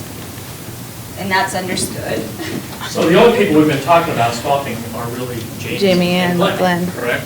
Mhm. Is there, no, I'm not even going to go there, time's late, I won't even answer. Let's give an answer. Okay, do we have a solution up there that people would like to advocate for? Let's see if we can get going. The time right now is 8:21. And we are not going to go home, in my opinion, until we get at least And this agenda. done. Okay, so we don't want to come back to this tomorrow. Yes? Well, I would advocate for number 6, since it was the one that stayed alive, am I right? Which puts Glenn at the table for compensation or salary and benefits, and doesn't say which is first or last. It lets us, as a group, figure out what's going to be first and last. Is that right? I'm having a hard time reading that part. Yeah, so, number 6, I feel like is a good option if we could strike that last sentence, because we just are worried that if, for some reason, we had to switch and then it was a one-time only deal, that we wouldn't be able to have Glenn's expertise. So I would be very comfortable, number 6, if we could take off the last sentence, that there will be no additional switches. Just with the And- understanding that we could get Glenn back on if we. And that's just. We're looking at number 6, and it's not showing up on the screen. Thank you. Well, I pasted it down below, and Oh. I took that last sentence off, which is what I was doing. Yeah, it's kind of Okay. a work. Which is really But an I can't option, get it all which is on the screen, great. which is why I scrolled down. Okay. And it was saying that it was number 12 14. is essentially the same as 6, right? Except That's what I wanted to say, is Yeah. that, I think what Mrs. Samantha's saying is summed up in number 12. And that's like. Samantha, do you feel like that's right? Yeah. Yeah, I feel like after caucusing, that is a concern, and that's why we have these other options up there, is because if it were this magical thing where we could negotiate salary and benefits and be done, it would work, but we're just worried that if it wasn't finished, that we wouldn't be able to bring Glenn back to the table.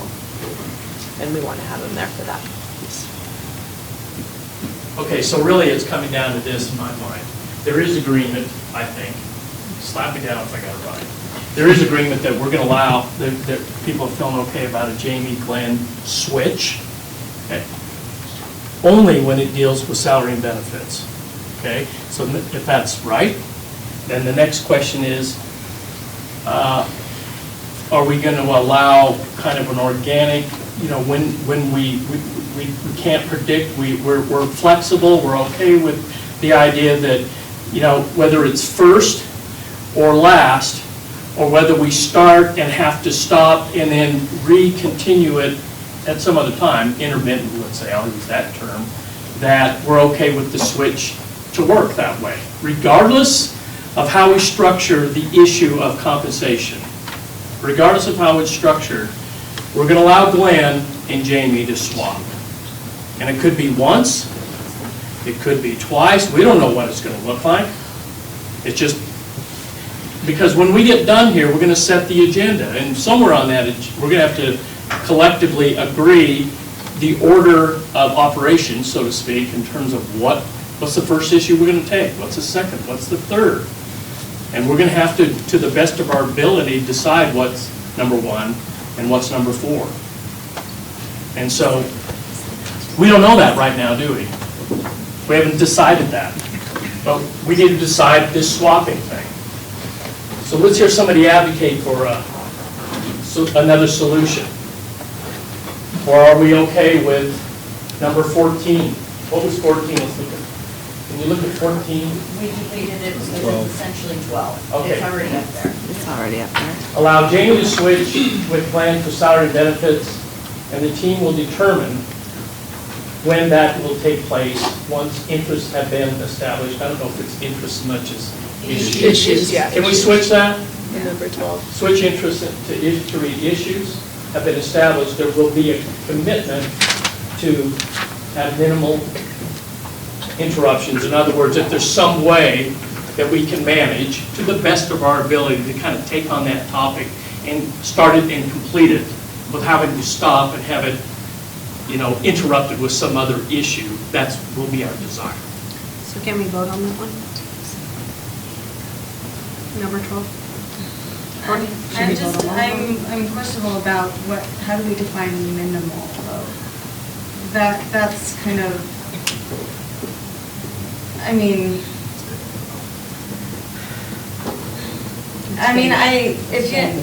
it's very vague. It's not, I don't think it's durable, if that makes sense. We've been talking about durability. I don't think that's a durable argument because it doesn't lead us to anything that's defined, if that makes sense. So it's too nebulous for you? Yeah. Can't measure it. I don't know if we need a specific number almost sounds just as complicated, but. Would you rather have that, in other words, in terms of another option, Kelly, how would you react to number 12 if this wasn't part of it?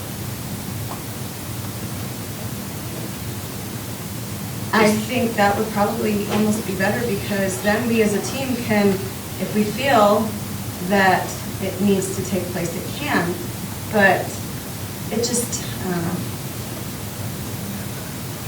Can I suggest just as that we put we make the number 13 important wherever we are and strike that last sentence? I guess if we get to a point, we can parking lot things, but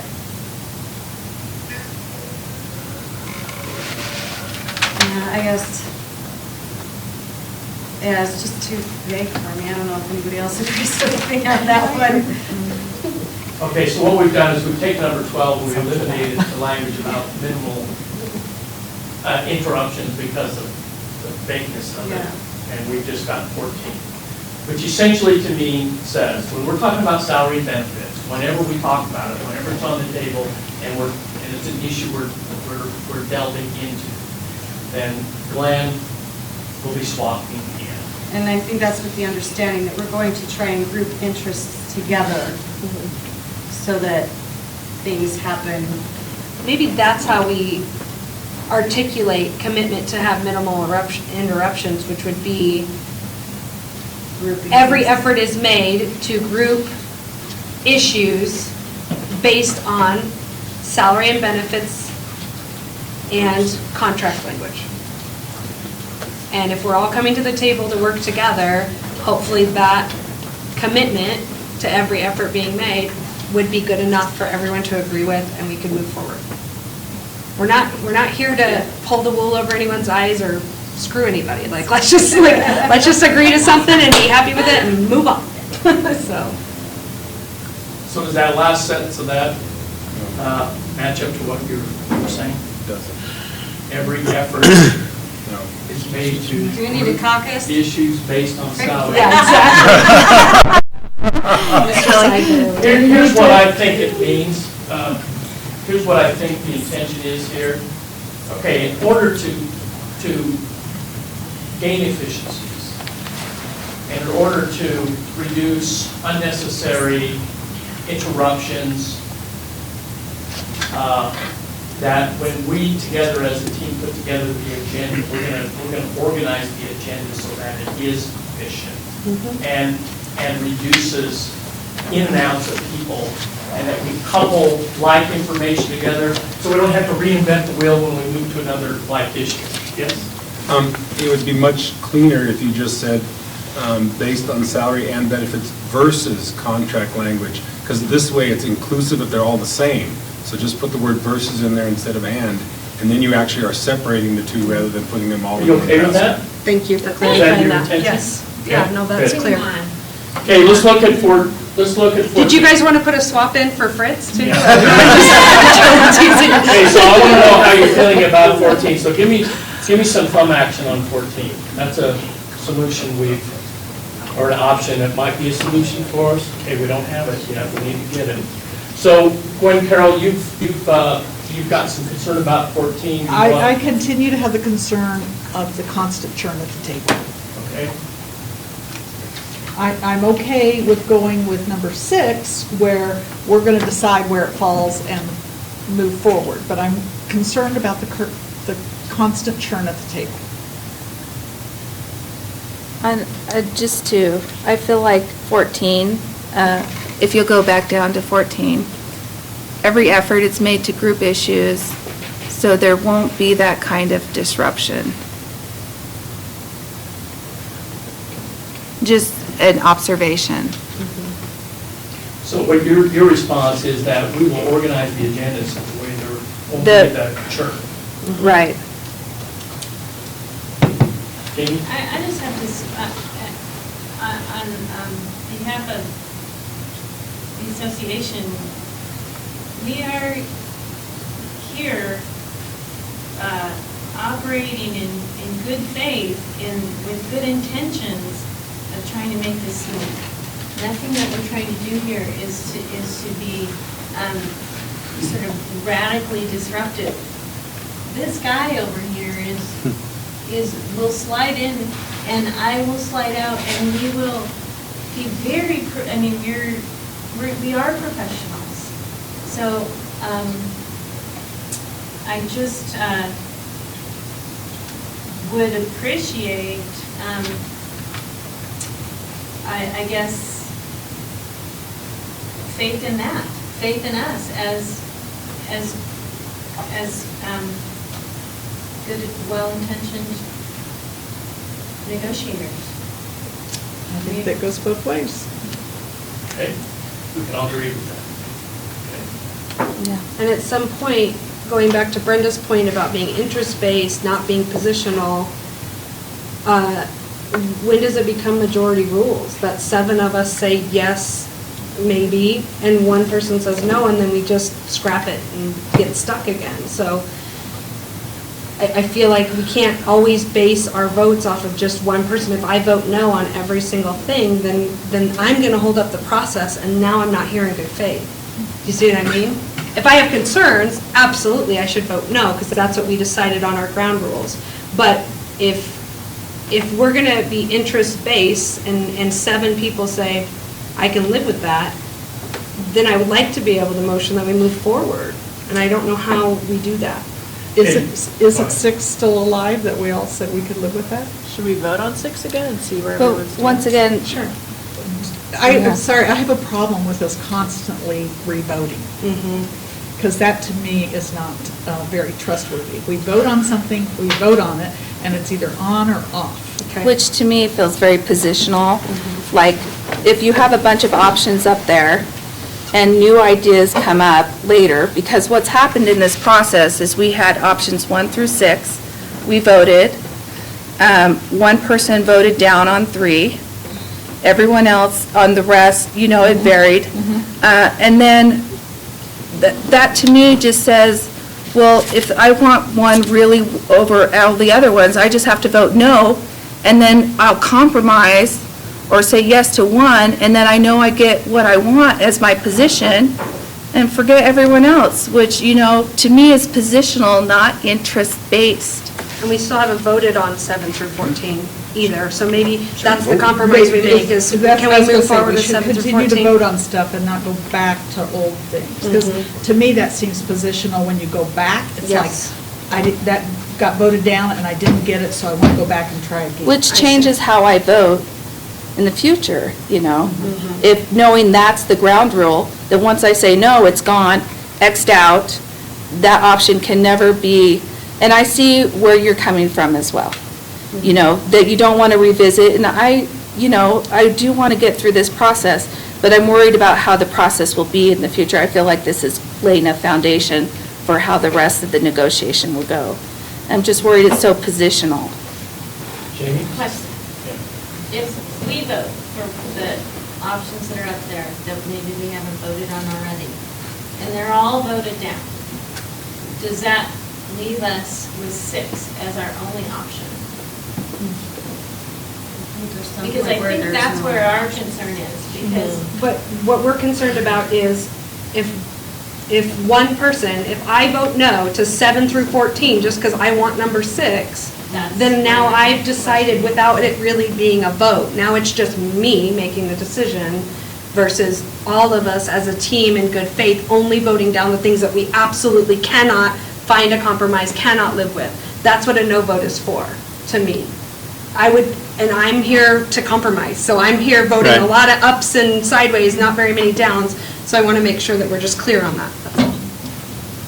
So I'd like to address your sense of, what was the word? Positional versus interest-based, Yeah, and I think some of the positionality you may be feeling is, I have to say, as a team, we came in here prepared for a certain setup. Sure. Yeah. You guys came in with a proposal at the 11th or 12th hour that we have to process and manage, and there's a pretty good chance you had that figured out before you came here. Like, I don't think you brought it up at the table.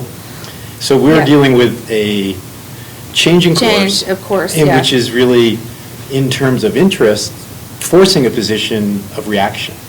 And so you have to understand where we're coming from to a degree there, too. And I think we're actually working with you pretty well. I agree. Like, it's on the table. Absolutely. Like, we didn't say, go pound, we're not going to do this. Absolutely. So I think I would ask that you have a little more empathy towards the position of our group, given that landscape. Well, and Rob, I don't want you to think that we made this secret plan and closed doors and came to you guys to just, pull the rug out from underneath you.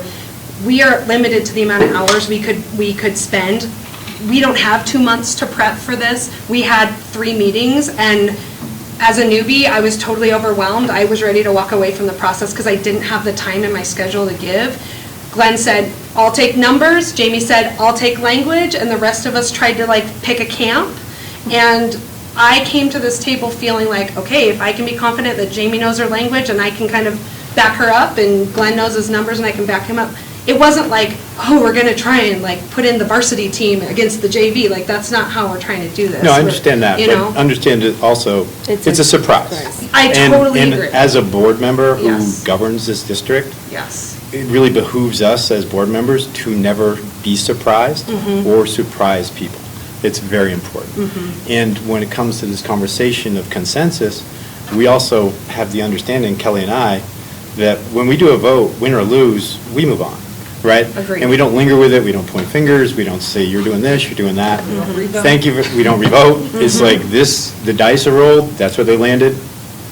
Win or lose, whatever, it's not really win or lose, that's the direction, Yeah. right? And so I just want to address the positionality conversation a little bit, because I think it's a bit pointed and doesn't need to be so much part of this, because I really want to move this forward. We're grinding bad. Kelly? So this is totally like probably out of left field, but because you want both Jamie and Glenn on the budget aspect of it, why doesn't like Samantha, Brenda, or Kylie switch with Glenn? Glenn's at the table, we have Jamie and Glenn, 2 other people, and then one of you 3 is an alternate instead, because Is that an option? that, I'm just doing that because, you know, we have our caucuses. We can caucus as much as we want, so the people that are on your team, even though they're as alternates, you can caucus, get information from them, bring it back to the table, and, you know what I'm saying? Even though they're not at the table, they're still available during caucus. And I know that maybe a caucus seems like an interruption, but it still is kind of a flow of ideas. You bring your ideas to caucus, you come back, you have your ideas at the table. So, you know, in a sense, does it matter? I guess it kind of does matter if you want to be at the table for the experience. But, you know, Shannon, Tish, and Fritz are, our alternates. If I feel like they have something that, that could help me, I could call a caucus. And then we just go caucus, we talk about things, we bring the information back. Like if you have specific language that you want from Jamie on something, she could give you that language in caucus. You could bring that specific language back and put it on as your, I'm just saying, you know, I think we're negating the value of our caucus. There. Who else has something to share? Well, if the suggestion is for me or Kylie or Brenda to leave the table so that Jamie and Glenn can both be at the table, that does not serve our interest of respecting Jamie's conflict of interest, which is one of our interests. So- Well, I guess even if she's at the table, though, she doesn't have to. If she feels like she needs to step back, she can just, like, not say anything. I don't know if that's not work for you. She's still voting. But that's just, I think if that's the problem, then why can we go back to, I mean, this maybe go back to the option of no switching and Jamie be in the alternate, Glenn be at the table, and Jamie offers her expertise in language while you're in caucus. Hey, put that down as an option. I mean, if we're really valuing each other, I think we're taking for granted the people that we have as alternates to help us. If that makes sense? Yes. So your option is basically is that Glenn would be at the table, Jamie would be the alternate. And then when we come to language, feel free to call a caucus and have Jamie give you all that expertise because I believe that if you know, what you said about her, she's, you know, an excellent asset to that as far as language goes. Use her, you know, till you wring her dry. Yes, you know, get everything from her that you can. So 15 and 16, no switching? Is that, I mean? Well, that would just, Glenn would be at the table, Jamie will serve as an alternate, and, you know. And we can caucus as much as needed. Caucus as much as you need to, just to get what you know, that, everything nailed down. So in the interest of time, could we vote on number 6 through number 16 and vote with, you know, honestly, Good faith. good faith, what can we live with? Yep. And there's a lot of options here, so, Oh, yes. you know, I can live with a lot of this stuff. Hey, Bob, like I said, the voting thing, you gotta decide what that means, okay? At the very least, what it means to me is how you're feeling about that. It doesn't have to be, but it could be rejection, and that's off the table, and you're going to not go back to it specifically as an item, but that idea, that kernel of an idea may become part of a new option, okay? That's kind of what you're saying, isn't it, Glenn? We don't go back. If we don't get all thumbs up or neutrals, then we're moving on. we have to take that idea and Rework it. rework it. But yes. Yes, as a team, I think we have to respect a thumbs down. If it's a Yeah. single, we have to respect that. Yeah. but we- I agree, but with understanding that we can rework something if it's Absolutely. voted down. Yeah. So that's what I heard you say, so. That's exactly what I said. I'm totally good with that. Okay. So, you recommended, Samantha, that we go back and assess 6 Start through? at 6 and go all the way through 15, just because 6 was the only one that survived the first round, and so we vote on that, plus all our other options. Okay, so we're going to start at 6, and we're going to do the thumb action. Okay? Number 6, allow Jamie to switch with Glenn one time for salary and benefits. And the team will determine when that will take place, Getting late. once the interest has been established. There will be no additional switches. Let's see what we got. Okay, we don't have consensus on that. Okay, number 7, start with compensation, salary, and benefits with Glenn at the table. Start with, it sounds to me like it's the first issue on the table. Do we have? No, we don't. Number 8, save compensation until the end. It's the last issue we'll deal with. No. Allow Jamie and Glenn to switch for salary and benefits, switch as needed. Issues will be grouped based on 2 categories, salary and benefit and contract language. What do we got? We got no. Okay. 9, but with salary and benefits as the priority. Address salary and benefits first. No on that. Okay. 11, 9, with contract language first, keeping Jamie at the table at the beginning, and then talk salary and benefits with Glenn at the table. If the teams return to contract language, Jamie will return to the table. No. 12, allow Jamie to switch with Glenn for salary and benefits, and the team will determine when that will take place once issues have been established. There will be a commitment to have minimal interruptions. Okay, that's a possibility. Okay? 13, Samantha, Brenda, and Kylie are unswappable. Unswappable. See, I was way out in front on that one. That's a good one. Allow Jamie to switch with Glenn for salary and benefits, and the team will determine when that will take place. Once issues have been established, every effort will be made to group issues based on salary and benefit versus contract language. Take place. I'm just, double checking. Okay, good. And 15, both Jamie and Glenn are at the table, and move one BCEA member to the alternate table. No, next one. Glenn will be at the table, and Jamie will serve as an alternate. No.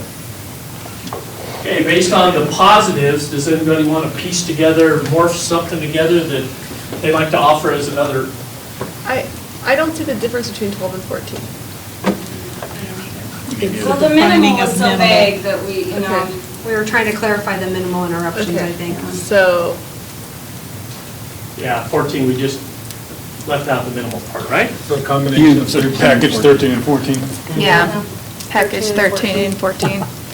Yep, so that's, That's where we are? yep, 13. At Yes. 13 and 14? Yep. Okay, somebody want to take 13 and 14 and build a grammar? Copy and out of that? paste number 14, and then copy and paste 13 to the end of it. There you go. Yeah. Now you're talking. It's good, we're cooking with gas now. Oh, wait. It's almost 9. 9 o'clock. Yeah, we Put ran out that of fire gas. out, put that fire out. Good thing we turned the gas on finally. yeah, right? We had this is an excellent teachable moment about negotiating. Maybe we should have used this as an Again. example instead of. Ready? Yeah, exactly. Instead of Got the that? curfew. Well, we have got to Laborious. practice. Okay, number 17 says allow Jamie to switch with Glenn for salary benefits, and the team will determine when that will take place once issues have been established. Every effort will be made to group issues based on salary and benefits versus contract language. Samantha, Brenda, and Kylie are unswappable. Okay, so that's where we are right now. Okay, is that Did I see yours? You're okay with it? Yeah. Okay. Sorry. So we're good. So that is part of the ground rules. Is that what we're working on? Yeah, that's what we were working on. I just want to say, I don't for those that don't know me, I don't usually lose my temper like that, and I want to apologize that usually, that if you ask people that know me, that doesn't happen. So I just want to apologize for that. I did not mean, I just knew I had to have a caucus. Right? I'm so sorry. I do not normally, that is not normal for me. I do want to apologize for that. Will we be starting with?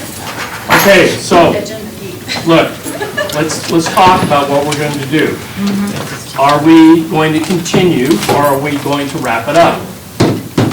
Because we haven't, the next thing on the agenda is establishing standards, and then establishing the ground rules for the audience, and then start listing issues. How much are you willing to take on before we call it a night? Go for 10 more minutes? I'm good. Let's go. Let's go. You guys want to go? Okay. To where? So let's I'm just let's gonna get standards. 10 more minutes. Are we If you folks only want to go for 10 minutes, then that's really enough time to set the agenda, debrief, and get out of here. So we've got to have more than 10 minutes if we're actually going to do something about standards. Okay. So what is it? So we're going to do. We're going to go. Let's get standards on there. These are the standards that you've used in the past, and the standards is the kind of the litmus test of your solution, of whether a solution is going to be a good one or not. Is it legal? This is what y'all used last year. Is it legal? Is it fair and good faith? Is it fiscally responsible in both short and long term? Is it workable, practical to administer? Is it mutually beneficial? Is it in the interest of student learning? Is the language clear? Is it reasonable to stakeholders? Does anybody, especially the new people who weren't here last year, have any questions about what any of those things mean? Okay, well, I do. I'm going to ask a question. What does reasonable to stakeholders mean, generally? What's that mean? It's a good use of taxpayer money. It's not frivolous. Stakeholders are the kids, the parents, business owners, people in the community, faculty, staff, right? Mm-hmm. Got a lot of stakeholders. So in general, this reasonableness to them, you all can assess that? I mean, you probably can, I'm just saying. You can assess that, and it's an important thing to be thinking about when you make decisions, correct? Mm-hmm. So are you okay with leaving it in there? Mm-hmm. Good. Is there anything up there that you think you can't buy into, you have questions about? Anything? Do you want to add anything? I have a question about, is it mutually beneficial? Who determines that? I don't really, is that emotionally beneficial? Is it financially beneficial? Is it everything? Or does it benefit both teams? Both teams, both Right. interests. But does it meet the interests of both groups? Yeah. I guess so that would be based on their interests? Yeah. Okay. Could we say, is it mutually beneficial to both groups' interests? To be more specific about that? How was it used last year? You that were here around the table, how did you put it in? Gwen, Carol, can you add Yeah, something? did it meet the? Well, I was going to say, we didn't really discuss it, but to me, the interpretation was it was beneficial to both interests. Are you okay with us adding that? Okay. Anything else? Yes. Because we've talked about the elephant in the room being the levy, should we, because we're Oh, yeah. reasonable stakeholders, should we add one that, what did you just say? You had some good language. Is it the best use of Taxpayer dollars, resources. Is it a good use of taxpayer Is dollars? it a good use of taxpayer dollars or something like that? Doesn't that fit into, is it fiscally responsible in both the short and long term? I think it's additional. Yeah, I think it's. Or Fiscally maybe it's responsible not simply- good use of taxpayer dollars, but is it, I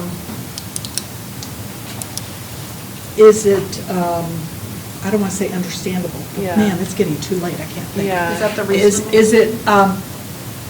it reasonable to the taxpayer or something? Could we add to number 8 Eligible. instead? Could we say, is it reasonable to stakeholders financially, and maybe a couple categories of things that could be reasonable? Or do you specifically want something additional for finances? And do we want it to reflect specifically to the levy, or do we want it in general? Can I jump in since I was part of drafting these? Sorry, I don't mean to interrupt. Number 3, is it fiscally responsible in both the short and the long term? If you're talking about all the taxpayers, where that came from was the taxpayers. Okay. So, and keeping the budget. Well, So, I might say something about, like, does it align with the promises made to the voters or something? But every voter has a different idea of what the promises were, so. Yeah, I think we get into muddy water when we start. Okay, well, these standards, okay, this is just my reflection on it. These standards are intended to be, yes or no, intended to be essentially universally applicable to whatever issue you're delving into. Yes. Is that right? So every issue we delve into is not going to be about this or that. These are general standards that we hope apply regardless of the issue at hand, right? I think my interpretation was that was the test given to the approved option. Like, when the option was approved, it was check, check, check, check, check, check, check, check. Yes. Bingo, that moves forward. Right. So the more that we can keep these less specific, but more applicable across the landscape of the issues we're going to deal with, maybe the more useful it'll be. Okay, so how are we feeling about this? We feeling okay with it? Samantha, how are you doing? Okay, good. No more, those are our standards. Very good. Let's move to the next one, which is establish audience ground rules, guidelines. Let's see what we did last year. You all did last year. Last year, this is what you all came up with. You have this document, guidelines for being a good observer. Do you have a copy of it? Yeah. You've got a copy of it, and we know what the purpose is, and the important. It's all important to go down where the kind of the it's recommended. I don't know. These are the things you recommend from the audience. That the observers will be present beginning of each session, however, understanding other commitments. Observers. So you set standards for the people in the audience. That you're saying, hey, come and at the beginning and stay for the whole thing if you can, essentially, right? We hope that you will help control the rumor mill by explaining to people that you talk, this process allows for exploration of different ideas, and that nothing is set in place until both teams ratify. In other words, you're hoping that the audience members will be partners with you in helping this process be productive. Right? Observers are welcome to listen, but they are not allowed to comment or have a discussion in and amongst themselves. Tell me what's a counterexample of that? What if I violate this out there? What have I done?